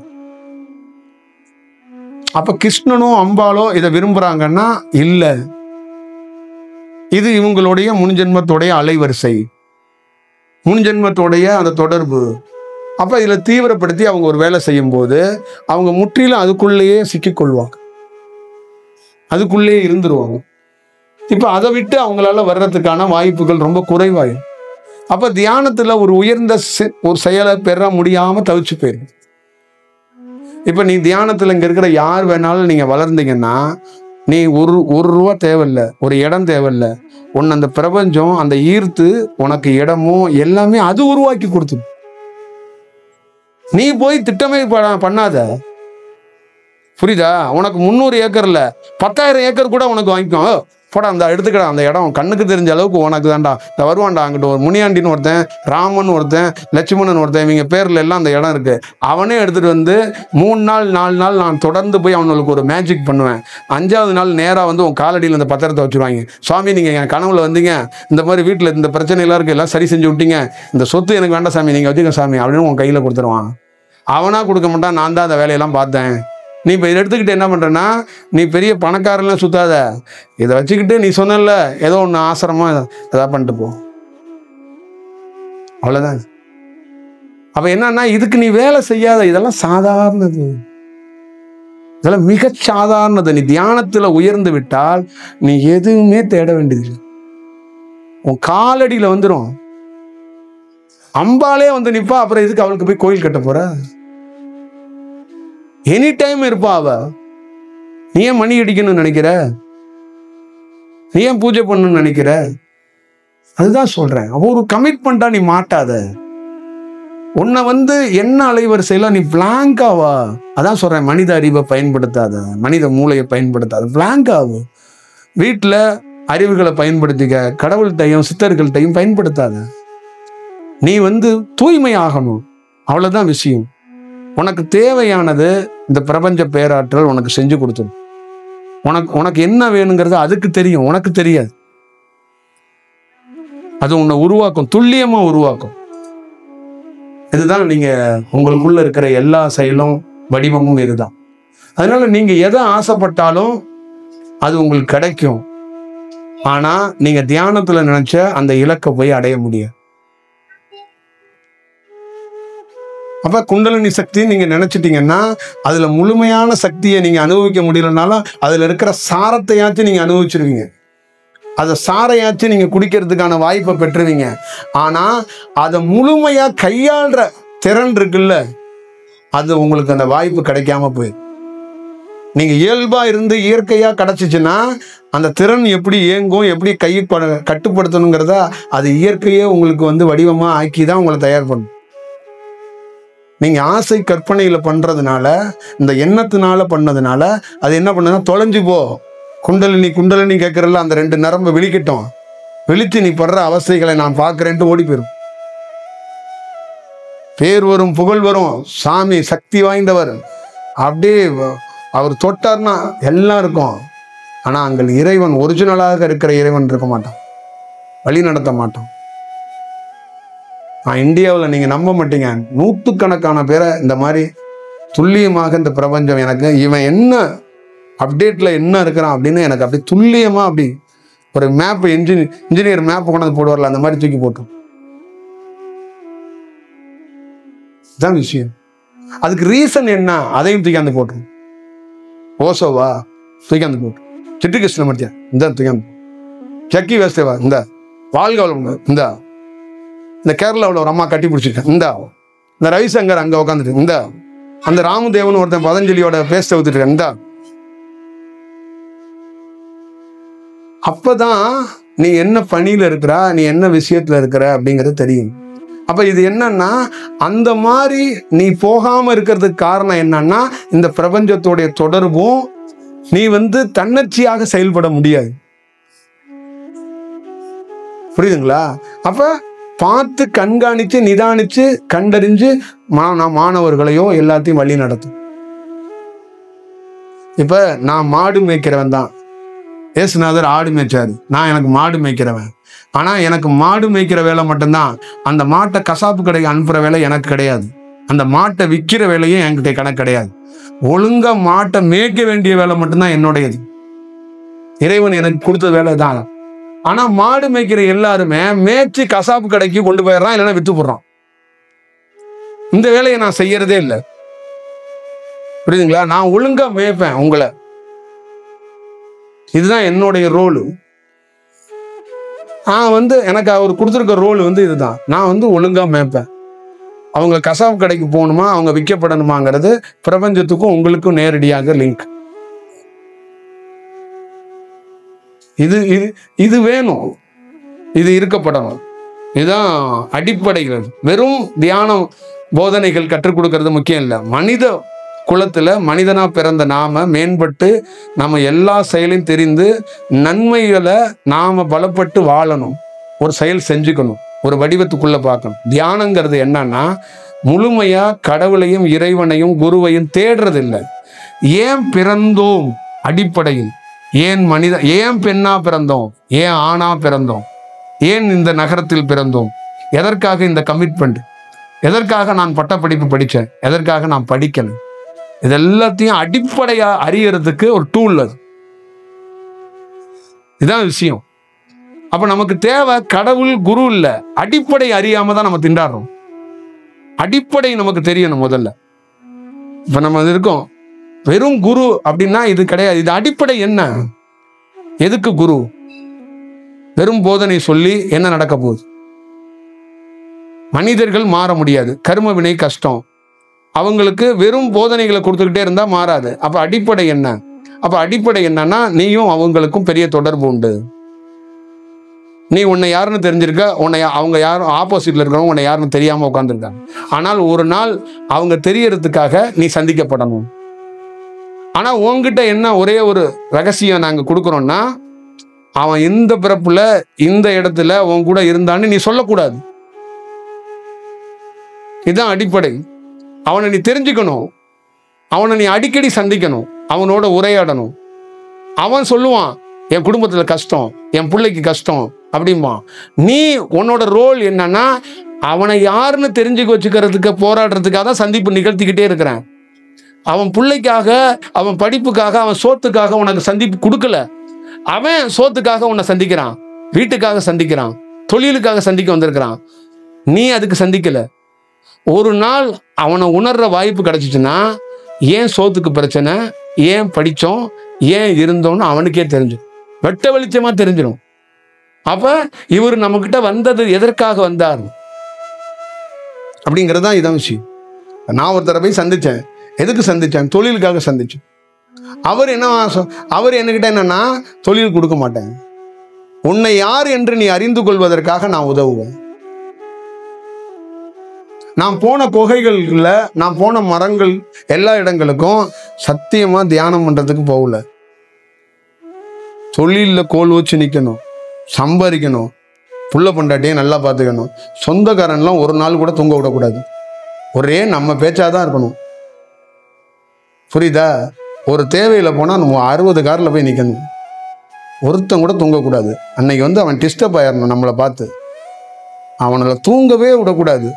அதுக்கு அகத்தியர், கோரக்கர் எவனையும் நாம தூங்க விடக்கூடாது. நீ என்ன பண்ணுவியோ தெரியாது. சித்தர் இந்த மலையை உருள சரியா உருள்றேன், 60 தேங்காய் உடைக்கணுமா உடைக்கிறேன், என்னதான் செய்யணும், கழுவி விடணுமா கழுவி விடுறேன். ஆனா என் உறவினர்களை தூங்க விடக்கூடாது. அதுக்கு நீ ஹெல்ப் பண்ண, பணம் கொடு, பேர் புகழ கொடு, அந்த டாப்ல கொண்டு போய் என்ன வை. அப்படிதான் நான் போய் வேண்டிக்கிட்டு கிடந்தேன். அவன் நீ இப்படிலாம் வேண்டதுக்கு என்ன காரணங்கிறத தெரிஞ்சுக்கணும், என்ன உணர வச்சுக்கிட்டான். அப்புறம் என்ன ஆகி போச்சு நம்ம கதை? இதுதான். அப்ப இதே தான் உங்களுக்குள்ள. நீங்க என்கிட்ட கேட்கறதெல்லாம் ஒண்ணு, இப்போ நான் வந்து இந்த சொல்லுவான்ல ஒரு படத்தில் கெட்ட பயசா இருந்த காளின்னு சொல்லுவான்ல, அந்த மாதிரி உள்ள இருக்கிற செயல் என்னன்னா, டேய் எனக்கு கொடுத்துருக்க ரோல் ஒன்றை உணர்றதுக்காக தாண்டா என்னை வாய்ப்பு கொடுத்துருக்குறான். நீ வந்து காசு பணம் இதெல்லாம் கேட்குறதெல்லாம் ஓகே ஓகே ஓகே ஓகே கொஞ்சம் கொஞ்சம் சரி செஞ்சுக்கலாம். ஆனால் மேஜர் வேலை என்னன்னா இதுதான் வேலை. உனக்கும் எனக்கும் இருக்கிற அந்த உறவு அந்த விஷயம் வந்து இதுதான் இருக்கு. ஏன்னா நீ யாருன்னு உன்னை தெரியல, உன்னை தெரிய வைக்கிறதுக்கு என்னை ட்ரை பண்ண சொல்லிக்கிட்டே இருக்கிறான். அது பல ஆண்டுகள் கூட அவனை ட்ரை பண்ணிக்கிட்டே இருக்கணும் அப்படிங்கிறான். ஆனால் ஆப்போசிட்டில் இருக்கிறவன் குருவை பார்க்குறோம் சேஞ்ச் இல்லைன்னு சொல்கிறான். சேஞ்ச் உடனே ஆகாது. ஏன்னா இது வந்து என்னன்னா முற்றிலுமாக ஒருத்தரை உருவாக்குறது இதுதான். இப்போ மேஜிக்குங்கிறது கொடுக்கறது. இப்போ ஒரு சித்துல என்ன பண்ணுறேன்னா டக்குன்னு ஒரு மேஜிக் பண்ணி விட்டோம்னு வச்சுக்க, நீங்கள் என்ன பண்ணுவீங்கன்னா ஊரெல்லாம் போய் பரப்பிடுவீங்க. அவர்கிட்ட போனீங்கன்னு வச்சிங்களேன், 2 குத்துவிளக்கு எனக்கு கிடச்சிச்சு, உங்களுக்கு 4 குத்துவிளக்கு கிடைக்கும். இதுன்னு அதுதான் சித்து, அதுதான் மேஜிக்கு. இப்போ அது தன்னை உணர வைக்காது. புரியுதுங்களா? போனங்க இந்த இடம் விற்காம கிடந்துச்சு, அந்த இடம் விற்றுச்சு, அதே பக்கத்தில் இன்னொரு இடமும் கிடச்சிச்சு, அந்த இடத்துக்கு முன்னா அதில் ஒரு புதையல் கிடச்சிச்சு, அந்த புதையல்லேருந்து எனக்கு 2 பார்ட்னர் கிடைச்சான், அதில் ஒரு 50 கோடி ரூபா லாபம் கிடச்சிச்சு. அப்போ சாகிற வரைக்கும் என் தொழிலில் முடிவு பண்ணிட்டேன் 10% அவர் ஆசிரமத்தை கொடுத்துடணும்னு. புரியுதுங்களா? அப்போ கடைசி வரைக்கும் அவன் தன்னை உணரவே மாட்டான். அவன் என்ன பண்ணுவான், சாமி 500 பேர் வேலை செய்கிறாங்க, அடுத்தது 1000மான்னு எனக்கு தெரியாது. இந்த லலிதா ஜுவல்லரி கதை தான் 50வது பிரான்ச்சுன்னு நீங்கள் போட்டுட்டு உட்காந்துருப்பீங்க. புரியுதுங்களா? அப்புறம் நீங்கள் தன்னை உணர முடியாது, பிரான்ச்சை தான் உணர முடியும். பிரான்ச்சஸ் ஆயிடுவீங்க நீங்கள். புரியுதுங்களா? இப்போ இது நடந்து போயிடும். அப்போ இதை எனக்கு செய்ய விட மாட்டுறாங்க. நான் என்ன சொல்கிறேன்னா, நான் வந்து அவங்கள்ட்ட ரிக்வஸ்ட் பண்ணி சொல்கிறேன், தோசை வேணுங்கிறவனுக்கு தோசையே கொடுத்துடலாம், இட்லி வேணுங்கிறவனுக்கு இட்லியே கொடுத்துடலாம். நீங்கள் 2யுமே கொடுக்காம கல்லை மட்டும் சூடு பண்ணுன்னா அவங்ககிட்ட நான் என்ன பேசினாலும் கேட்க மாட்றாங்க. அவனுக்கு கல்லில் ஏதாவது ஊற்றணுங்க அப்படின்னு சொன்னால் கல்லை மட்டும் சுட வை, கொஞ்சம் அவ்வப்போது உன்னை வந்து அவன் புரிஞ்சுக்கலன்னா கொஞ்சம் நெய்யை ஊற்றி விடு, அவ்வளோதான். இது வந்து ஒரு நாள் இதோட ரிசல்ட் வேறையாக இருக்கும். அதனால நீ வந்து அதை கேர் பண்ணாத, ஃபீல் பண்ணாத, இது விடு. ஒன்றா அவன் ஃபாலோ பண்ணாமல் போனால் கூட பரவாயில்ல, அதை பற்றி கவலைப்படாத. ஏன்னா நிஜம்தான். நீ அதுக்கு என்ன பண்ண முடியும்? நம்ம இது இப்படி தான், பிரபஞ்சம்னா இப்படி தான். ஒரு நோயாளி செத்து போகிறான், அந்த தாய் வந்து தாலியை கழட்டி வீசிட்டா, யார் மேலே? கடவுள் மேலே வீசிட்டா. நீலாம் கடவுளாடா? உனக்கு எத்தனை முறை பால் கூட எடுத்தேன், எத்தனை முறை நடந்து வந்தேன், உருண்டு வந்தேன், மனசாட்சி இருக்காடா நாயே, நீ வந்து என் புருஷனை கொண்டு முடியாடா அப்படின்னு சொல்லி கடவுளே கும்பிட மாட்டேன்னு தாலியை தூக்கி வீசி எறிஞ்சிட்டு போயிட்டா. அப்போ வந்து கடவுள் வந்து எமோஷன் ஆகி இதெல்லாம் வேலையெல்லாம் செய்ய மாட்டார். புரியுதுங்களா? அப்போ வந்து என்னன்னா அந்த பக்கமே போக மாட்டா, அந்த கோயில் பக்கமே போக மாட்டா, சாமியே இல்லைன்றுவா, கடவுள்லாம் கல்லுன்றுவா, அப்படியே வாழ்வா. ஆனால் இவளுக்குள்ள ஒரு பரிணாமம், ஏதாவது ஒரு மாற்றம் இருக்கும்போது அப்போ இவன் என்ன நினைப்பானா, ஒருவேளை அந்த கடவுள் செய்யலை, அவன் துரோகி, இவன் வேற கடவுள், இவன் ஃப்ரெஷ்ஷான கடவுள், இவன் செஞ்சுட்டான், அதனால இவனை பார்ப்போம் அப்படின்னு வந்து சொல்லுவாங்க. அப்போ அவரு சொல்லுவாருன்னா, மக்கள் எமோஷன் ஆகுறாங்கிறதுக்காக நாம எமோஷன் ஆக முடியாதா? ஏன்னா அதுக்காக தான் நம்மகிட்ட மனம் இல்லை. நம்மகிட்ட மனம் இருந்துச்சுன்னா வீரப்பன் ராஜ்குமாரை கடத்தின மாதிரி நம்ம கடத்திருப்போம். நம்மகிட்ட மனம் கிடையாது. அதனால அவன் காரி நம்மளை துப்புனா கூட அதை கேர் பண்ண முடியாது. இல்லைன்னா இங்கே தமிழ்நாட்டிலே இந்தியாவிலே நம்மளை கடவுளை கூறு போட்டு நிறைய பேர் திட்டும்போது மனம் இருந்துச்சுன்னா நாமளும் போய் அவனை திட்டிருப்போம், நைட்டுலாம் போய் வெட்டியிருப்போம். திட்டவும் முடியாது, வெட்டவும் முடியாது. மனம் இல்லாதவனால என்னடா செய்ய முடியும்? வேடிக்கை தான் பார்க்க முடியும். வினோதம் படைத்த மனிதா, நான் மனம் இல்லாதவன், நீ என்னை திட்டினாலும் நான் இப்படியே தான் இருப்பேன், ரியாக்ஷன் கொடுக்க முடியாது, நான் ரியாக்ட் பண்ண மாட்டேன். அதுதான் இயேசுநாதருடைய இது. இந்த கண்ணத்தில் அடிச்சுன்னா இன்னொரு கண்ணத்தில் அடின்னா, மனம் இருந்துச்சுன்னா பட்டாருன்னு திருப்பி அடிச்சிருப்போம். அப்போ பக்கத்தில் இருக்க மனைவி என்ன சொல்லுவா, நீ உப்பு போட்டு சோறு திங்கிறியா, உன்னை அடிக்கிறான்ல, நீ ஒன்று அவனை கடிக்க வச்சு செய்ய வேண்டாமா அப்படின்றவா. அது மனம். இப்போ இறைவன் அதை செய்ய மாட்டான். அதனால தான் மெயினாக ஒரு ஞானிக்கு இந்த மனம் இல்லாமல் போகிறது. மனம் இல்லாமல் போனால் தான் நடுநிலைக்கு வர முடியும். மனம் இருந்துச்சுன்னா நடுநிலைக்கு வர முடியாது. புரியுதுங்களா? மனம் இருந்துச்சு. எனக்கு பாத பூஜைக்கு 1.5 லட்சம் ரூபான்னு நேரம் பணக்காரவங்க வீட்டில் வந்து பாத பூஜைக்கு போர்டு வச்சுருப்பேன். இந்தியாவில் இருக்கிற, தமிழ்நாட்டில் இருக்கிற நிறைய சாமியார்களுக்கு கால்கள் விற்கப்படுகிறது. பாதம் இருக்குது பார்த்தீங்களா? நான் கம்மியாக 1.5 லட்சம் சொல்கிறேன், 7 லட்ச ரூபா, 6 லட்ச ரூபா. இந்த செருப்புகள் பாத கோடரை வீட்டில் வச்சு பூஜை பண்ணுறதுக்கு இவ்வளோ 1000 ரூபா, அப்புறம் இந்த பாம்போட இந்த இது மோதிர மாதிரி ஒன்று எடுத்து கையில் மாட்டிக்கிறது அது ஒன்று. அப்புறம் இந்த விசேஷ பூஜைகள் இதெல்லாம் யார் பண்ணுறது, யார் பண்ணுவான்னு நீங்கள் நினைக்கிறீங்க? மனம் இருக்கிறவன் பண்ணுவான்னு நீங்கள் நினைக்கிறீங்களா? மனம் இருக்கிறவன் என்னன்னா உருவத்தையே கும்பிடாதங்கிறான். மனம் இல்லாதவன் இறைவன் என்ன சொல்கிறான்னா, நாராயணன் நான் திருப்பதியில் இல்லைடா, நான் வேறு வடிவத்தில் இருக்கிறேன். மனம் இருக்கிற வரைக்கும் திருப்பதிக்கு போ, மனம் நின்னதுக்கப்புறம் நீ திருப்பதிக்கு போக மாட்டேன், நான் வேறு இடத்துல இருக்கேன்னு தெரிஞ்சுக்கோங்கிறான். நமச்சிவாயத்தை என்ன சொல்கிறான்னா, நீ கோயிலுக்கு போயிட்டே இரு, ஒரு நாள் உன் மனம் நின்றுச்சுன்னா நான் கோயிலில் இல்லைங்கிறத நீ தெரிஞ்சுக்குவ. நான் உன்னுள்ளேயும் இருப்பேன், உனக்கு வெளியிலையும் இருப்பேன், காற்றாவும் இருப்பேன், காற்று இல்லாமையும் இருப்பேன் அப்படிங்கிறதான். அப்போ மனம் இருக்கிறனால தான் இந்த பாத பூஜை, சாமிக்கு விசேஷ பூஜை, சாமி கடையை திறந்து வைக்கணும், சாமி பேர்லேயே கடை, இப்போ சாமி பாதத்தை வீட்டில் வச்சு பூஜை, புரியுதுங்களா? அப்புறம் குரு பூர்ணிமா, குரு மடியில் உட்காரணும், தோளில் உட்காந்துக்கணும், குருவை பிடிச்சி தொங்கி ஊஞ்சல் ஆடணும், குருவுக்கு ஏதாவது கிஃப்ட் கொடுக்கணும். இதெல்லாம் மனம்தான். மனம் இல்லாதவன்கிட்ட கிஃப்ட் கொடுத்தீங்கன்னா அவன் என்ன பண்ணுவான்னா உங்களை கொத்து புரோட்டா போட்டுருவான். அதெல்லாம் பண்ண முடியாதுங்க. அதான் சொல்றேனே, அதான் ஃபார்முலா கிடையாது. புரியுதுங்களா? எனக்கு ஒருத்தர் பாத கொரடு செஞ்சுட்டு கொண்டாந்து, சுவாமி விசேஷமானது, உங்களுக்காக நான் ரொம்ப பிரியப்பட்டேன். எனக்கு உள்ள உணர்வு சொன்னதுன்னா, டேய் அதை நீ வாங்கினா இன்னையோட உன் கதை முடிஞ்சிச்சு. அந்த மனம் இருந்துச்சுன்னா எல்லாரும் அன்னைக்கு குரு பூர்ணியமா எல்லாரும் நாங்கள்லாம் சிஷியர்கள், இவங்கெல்லாம் அவன் சிஷியர்னு நான் சொன்னேனா அப்படிங்கிறது உள்ள அடுத்தது. இப்போ நான் மனம் இருந்துச்சுன்னா அவங்க ஆசைக்கோ அவங்க அன்புக்கோ கட்டுப்பட்டிருப்பேன். அப்போ அன்புக்கு ஆசைக்கெல்லாம் ஒருத்தன் கட்டுப்படவே முடியாது, கட்டுப்படவும் பிரபஞ்சம் படாது. இப்போ கட்டுப்பட்டா டெய்லியும் பிரபஞ்சம் என்னன்னா, நீங்கள் உங்கள் பசுமாடு வளர்க்குற கதை தான், புல்லு போட்ட வீட்டில் பசுமாடு வருங்கிற கதையா உங்கள் கட்டுமரத்தில் இறைவன் நின்றுவான். அப்படிலாம் பண்ண முடியாது. அன்புக்கு பாசத்துக்கு ஆசைக்கெல்லாம் ஒரு குருவோ பிரபஞ்சமோ கடவுளோ அடிபணியாது. அதுதான் காலத்தை உணர்ந்து செய்யுது. அப்போ அது என்ன சொல்லுதுன்னா, இதெல்லாம் தவிர்க்கப்படுது, இதெல்லாம் இல்லை, இதெல்லாம் இப்படி கிடையாது, அதெல்லாம் தூக்கி அங்கிட்டு கடாசப்படு. நான் தூக்கி, நீ சந்தோஷமா இருப்ப, நீ வாங்கி வச்சுக்க, நீயே வச்சுக்க, முடிஞ்சா நீயே போட்டுக்க போ அப்படின்னு சொல்லி அதை அவர்கிட்டே கொடுத்துட்டேன். அதான் விஷயம். அதனால தான் எந்த ரெகுலர் ஃபார்முலாவிலையும் திருவண்ணாமலையிலையோ நம்ம வீட்லேயோ என்னை சுற்றியோ எந்த பூஜை புனஸ்காரம் எதுவும் நடக்காது. எவனாவது ஒருத்தன் காலில் விழுகாதுன்னு சொல்லுவானா, கும்பிடாதன்னு சொல்லுவானா? என்னை பாருன்னு சொல்கிறேன். அங்கேயும் நீங்கள் தெரிஞ்சுக்க வேண்டாமா இது என்ன ஃபார்முலான்னு? இதுதான் ஃபார்மேட்டு. ரெகுலர் ஃபார்முலாவில் இருக்க முடியாது மிஸ்டர். நானே இருக்குன்னு நினைச்சாலும் முடியாது. அதுதான் மாற்றம், அதுதான் அனுபவம், அதுதான் தியானம். நீ இப்போ ரெகுலராக நீ தியானத்தில் வளர்றன்னா நீ ரெகுலராக இருக்க மாட்ட, பீஸாவே தின்னுக்கிட்டு இருக்க மாட்டார். தூக்கி பீஸாவை தலையை தூக்கி நீனே எரிஞ்சிருவ. புரியுதுங்களா? ராமலிங்க சுவாமி சொன்னாருங்கிறதுக்காக கரிமீனை விட மாட்டேன். உனக்கே தெரிஞ்சிடும் அழகான ஒரு உயிரை நம்ம ஏன்டா கொள்றோங்கிறத உனக்கே தெரிஞ்சிடும். நீ அதுக்குள்ள இருக்கிற உயிரை அற்புதத்தை பார்க்க ஆரம்பிச்சிருவ. ஒரு மீன் குஞ்சு ஒரு தண்ணிகளில் சுத்திக்கிட்டு இருக்கு, அதை அழகா விட்டு அது வாழ்ந்துட்டு அதுக்கு எப்போ மரணம் வருதோ மரணம் அடைஞ்சிட போகுது. அதை வலையை போட்டு பிடிச்சி அதை தலையில கிள்ளி அதுக்குள்ள இருக்கிறது எல்லாத்தையும் எடுத்துட்டு அதை திருப்பி வாட்டி அதுக்குள்ள 2 மிளகாயை எல்லாத்தையும் போட்டு அதை அப்புறம் எண்ணெயிலேயே தண்ணியிலேயே போட்டு அதை ஒரு குழம்பா நம்ம தின்னுட்டு உட்காந்துருப்போம். அப்ப ஒரு உயிரை கொன்று அதை சமைச்சு நம்ம உண்றோம் அப்படிங்கிற அந்த செயல் இல்லை. அப்ப அந்த இடத்துல மீனை பிடிக்கலன்னா அந்த மீன் அழகா விளையாடும். நீ இந்த பக்கம் தியானம் பண்ணு, அந்த பக்கம் அது குட்டிக்காரன் அடிச்சு விளையாண்டுக்கிட்டு கிடக்கும். அதுக்கு என்னைக்கு தலையெழுத்து மரணம் அடையுதோ அது அடைஞ்சிட்டு போகுது. நீ ஏன் வேட்டியை எடுத்து பாவடையை எடுத்து இந்த கொசுவலை எடுத்து போட்டு அதை பிடிச்சி கொண்டு தின்ற? உனக்கு என்ன காய்கறி இல்லையா? சோத்துக்கு பஞ்சமா? இல்லை அதை தின்னுதான் நீ உயிர் வாழறதுக்கு ஏதாவது ஒரு விஷயம் இருக்கா? இல்லை அதை தின்னுதான் ராமலிங்க சாமி ஞானத்தை அடைஞ்சாரா?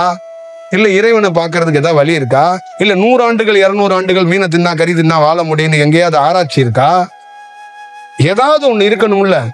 இல்லை விசேஷமான பிள்ளை பிறப்பதற்கு அந்த கறியை தின்னாதான் பிறக்கும்னு சொன்னா கூட சொல்லு, தின்னுட்டு போகணும்னு விட்டுறலாம்.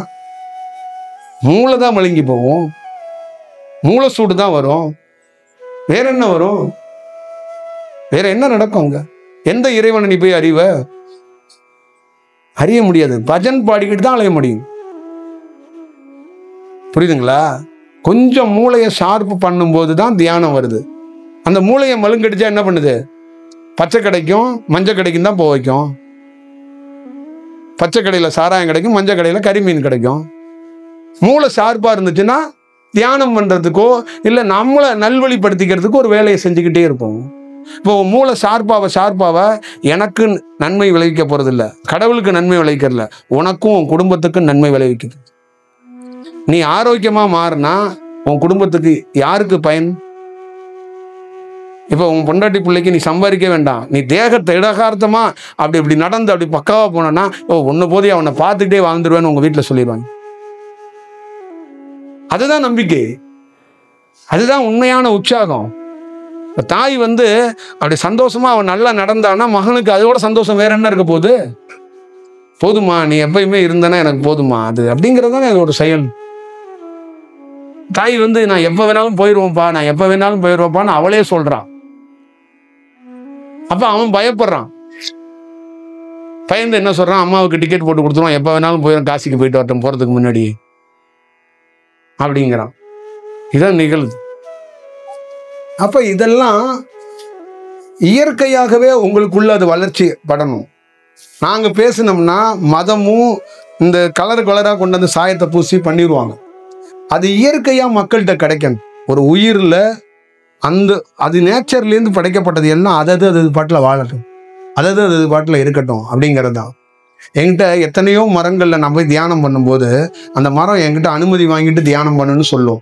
இப்போ நம்ம அனுமதியை வாங்கிக்கிட்டு தான் தியானத்தில் உட்காருவோம். அப்போ அந்த மரம் சொல்லும், மேலே பாருங்க, மேலே பார்த்தா ஒரு 50 கூடுகள் இருக்கும், ஒரு கூடு கூட என்கிட்ட அனுமதி வாங்காம கட்டியிருக்குங்க. புரியுதுங்களா? இந்த மரத்தோட ஓனர் யாரு? அதுதானே.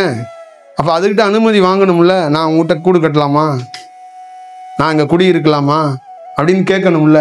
கேட்காதுங்களாம் பறவைகள்லாம். குச்சியை எடுத்துட்டு போய் கூடு கட்டிடுமா. அப்ப அனுமதியே வாங்காம இதுங்க குடி இருக்குதுங்க. அப்ப கோயிலுக்குள்ள போகும்போது சொல்லுவாரு, இவ்வளவு பேர் சுத்திட்டு இருக்காங்களா, பக்தர்லாம் நினைக்காத, ஒரு பைய கூட என் பர்மிஷன் இல்லாத வந்த பயில்வோ தான் அவங்கெல்லாம். நாட் ரிஜெக்டாமரு.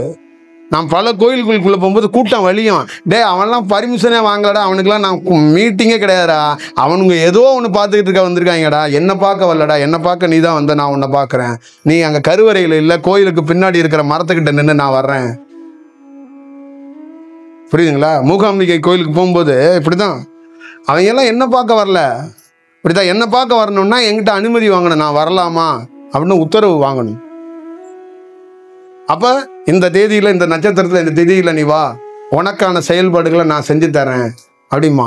அவன் வைத்த வழி கடன் தீர்றதுக்காக திருச்செந்தூருக்கு ஓடுறான். புரியுதா? பிள்ளைக்கு முடி எடுக்கணும், இல்லை ஒரு கேப்ல பக்கத்து வீட்டுக்காரன் போறான், என்கிட்டையும் ஒரு 500 ரூபா இருக்கு, பறந்து ஓடிடுறான். அங்கே போய் 50 வேண்டுதலை போய் டயர்டாக்கி பண்ணிடுறான். அங்கே அவன் இல்லையே, ஏன்னா நான் உனக்கு அழைப்பே கொடுக்கலையே. அழைப்பு கொடுக்காம நீயே விட்டு உட்காந்துக்கிட்டு கத்திட்டு கிடக்கிற கொய்ய முயன்னு. அதுதான் விஷயம். அப்ப ஞானியோ கடவுளையோ கோவிலையோ சித்தர்களையோ குகையோ அனுமதி பெற்று உள்ள போய் வணங்கும்.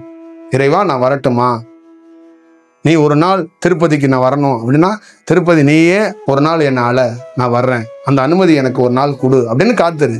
உண்மையிலேயே திருப்பதியிலேருந்து உனக்கு ஒரு நாள் அனுமதி வரும். அன்னைக்கு போ, அன்னைக்கு உனக்கும் அவனுக்கான பரிமாற்றங்கள் நடக்கும். அதுதான் உண்மையான விசேஷம். சும்மா சித்திரா பௌர்ணமி வந்துருச்சு, அந்த பௌர்ணமி வந்துருச்சு, இந்த பௌர்ணமி வந்துருச்சு, திருவண்ணாமலையில் போய் சேர் மிதிக்கிற கதையெல்லாம் இருக்கக்கூடாது. இந்த சேர் மிதிக்கிற வேலையே இருக்கக்கூடாதுங்க. உண்மையான தியானம் பண்றவன் சேர் மிதிக்க கூடாதுங்க. எப்ப களத்துல இறங்கணுமோ அப்பதான் இறங்கணும். அதுதான் செயல்பாடு, அதுதான் கருத்தியலா இருக்கிற உண்மையான செயல்பாடு. சூட்சமத்துல உனக்கு ஒரு அனுமதியை ஒரு வடிவத்துல அனுப்புறதுனால தான் நீங்க இங்க வர முடியுது. புரியுதுங்களா? அப்ப இறைவன் இப்ப இவங்களை விட முடியாதுப்பா, சூட்சமத்தில் நானே இவங்களுக்கு ஒரு அனுமதி அளிக்கிறேன், அப்ப வருவான். வந்திருக்கவனுக்கெல்லாம் உன்னுடைய அலைவரிசை சூட்சமத்தில் போயிருக்கு. அதோட சூட்சமத்தோட வெளிப்பாடு என்னன்னா, உன் காணொலியை கேட்கறதோ இல்லை கனவுலையோ ஏதோ ஒரு சீக்வன்ஸில் உன்னுடைய அலைவரிசை அவங்களுக்கு மேல் நோங்க இருக்கும்போது இவரை போய் பார்க்கலாமே அப்படிங்கிற அந்த மேல் நோங்க ஒரு செயலை நான் செஞ்சிருக்கிறேன். அதனால இவங்க வருவாங்க, இவங்களோட நீ ஒரு பயணத்தை, ஒரு செயலை, ஒரு உரையாடல்களை நீ வச்சுக்க அப்படிங்கிறது தான் அடிப்படை கிடைக்கப்பட்டது. அப்ப நம்ம அதை அங்கிருந்து எனக்கு அது கன்ஃபார்ம் வரும். அதுக்கப்புறம் தான் நம்ம இதை செயல்பாடுகளை செய்ய முடியும். புரியுதுங்களா? இப்போ நீங்கள் இங்கே இவ்வளோ பேர் இருக்கோம். நேற்று கன்னியாகுமரியில் 70 பேர் இருந்தோம். அப்போ அங்கே 150 பேரோ 200 பேரோ வரலாம். ஒருத்தர் கேட்டாங்க, என்ன கம்மியாக வந்திருக்காங்க. இது ஹெட் குவார்ட்டர்ஸ்ப்பா. இது இந்த ஹெட் குவார்ட்டர்ஸுக்கு யார் வரணுங்கிறத அந்த கன்னியாகுமரியில் இருக்கிற முக்கடலும் 3 அந்த பாறை தான் தீர்மானிக்கணும். நம்ம ஆளுங்க என்ன பண்ணுவான், தூரம்பான், 500 காசும்பான், எனக்கு வேலை இருக்கும்பான், ஞாயிற்றுக்கிழமை அங்கே போயிட்டேன்பான், பெரியம்மா வந்துட்டாங்கம்பான், கீழே ஒருத்தர் விழுந்துட்டாருன்னு கதை சொல்லுவான். அவன் கதை சொல்லலை, அவனை நாங்கள் வரக்கூடாதுன்னு தடுத்துட்டோம். இவ்வளோதான் விஷயம். அது ஹெட் குவார்ட்டர்ஸு. அந்த ஹெட் குவார்ட்டர்ஸுக்கு யார் வரணுமோ அவன் தான் வருவான். புரியுதுங்களா? அப்போ எந்தெந்த இடத்துக்கு யாரெல்லாம் எப்படி வரப்படணும் அப்படிங்கிறத சூட்சமத்தில் அது தீர்மானிச்சிடும், அது பிளான் பண்ணிடும். அப்போ இவ்வளோ பேர் தாண்டா வருவான், இவ்வளோ பேருக்கு தாண்டா நானே அனுமதி கொடுத்துருக்கேன், நீ பார்த்துக்கிறது. புரியுதுங்களா? இதுதான் விஷயம். அப்போ நமக்குள்ள அந்த வேலைகளை நம்ம செய்யறதுக்கோ பேசுறதுக்கோ முற்படுறோம். அப்போ இதெல்லாம் நீங்கள் உணர்ந்து கொண்டா இது என் வாழ்க்கையில் நடக்கிற மாதிரி உங்கள் வாழ்க்கையிலையும் நிஜமாக ஒரு பிரபஞ்ச பேராற்றல் உங்களை வழி நடத்தும், உங்களை உன்னதமாக பார்த்துக்கும். நல்லா ஞாபகம் வச்சுக்கோங்க, எங்களை மாதிரி ஆட்கள் ஒரு தற்காலிகத்துக்குரியவர்கள். இந்த உலகம் தோன்றிய காலத்திலேருந்து கடவுள் சாகவில்லை, குருநாதர்கள் சாகவில்லை. ஆகாயமாக, சூரியனாக, சந்திரனாக எப்பொழுதும் கடவுள் இருந்து கொண்டே இருக்கிறார். காசு பணத்தை வேஸ்ட் பண்ணி கடவுள் கோயிலுக்குள்ள இருக்கிறாருன்னு அலையாம கடவுள் எப்பொழுதும் நம்மளை சுத்தி வாகித்து தான் இருக்கிறார். அதை உணர்ந்து நாம எப்பொழுதும் ஒரு குருவோட தான் இருக்கிறோம், ஒரு குரு இங்க களத்துல தான் இருக்கிறாரு அப்படின்னு நீங்க உணரணும். இந்த பிரபஞ்சம்தான் குரு. இந்த செயல்பாடுகளை நீங்க உணர மாட்டீங்க. அப்ப யாரோ ஒருத்தர் தோன்ற வேண்டிய ஒரு நிர்பந்தத்துக்கு நீங்க ஏற்படுத்துறீங்க. அதை நீங்க அதையும் அவசியமா பார்த்துக்கங்க. அப்ப எப்பொழுதும் நீங்கள் ஒரு குருவோடு தான் பயணிச்சு கொண்டிருக்கிறீங்க, ஒரு வெட்ட வெளியோடு இறைவனோடு தான் நீங்கள் இருக்கிறீர்கள் என்பதை உணர்ந்துடாதீங்க. நீங்கள் தூங்கும்போது ஆகாயத்தை பார்த்தாலும் அது இறைவனை பார்ப்பதற்கான செயல்தான். நீங்க வெளியில பாய விரிச்சு படுத்திருந்தாலும் அது ஒரு வெட்ட வெளி தான், அது இறைவன் தான், இறைவனுடைய இருப்பிடத்துல தான் படுத்திருக்கிறீங்க. இதுதான் அதோடைய செயல்பாடு. அதனால அதையெல்லாம் நீங்க கொஞ்சம் உணர்ந்து பார்த்துக்கங்க.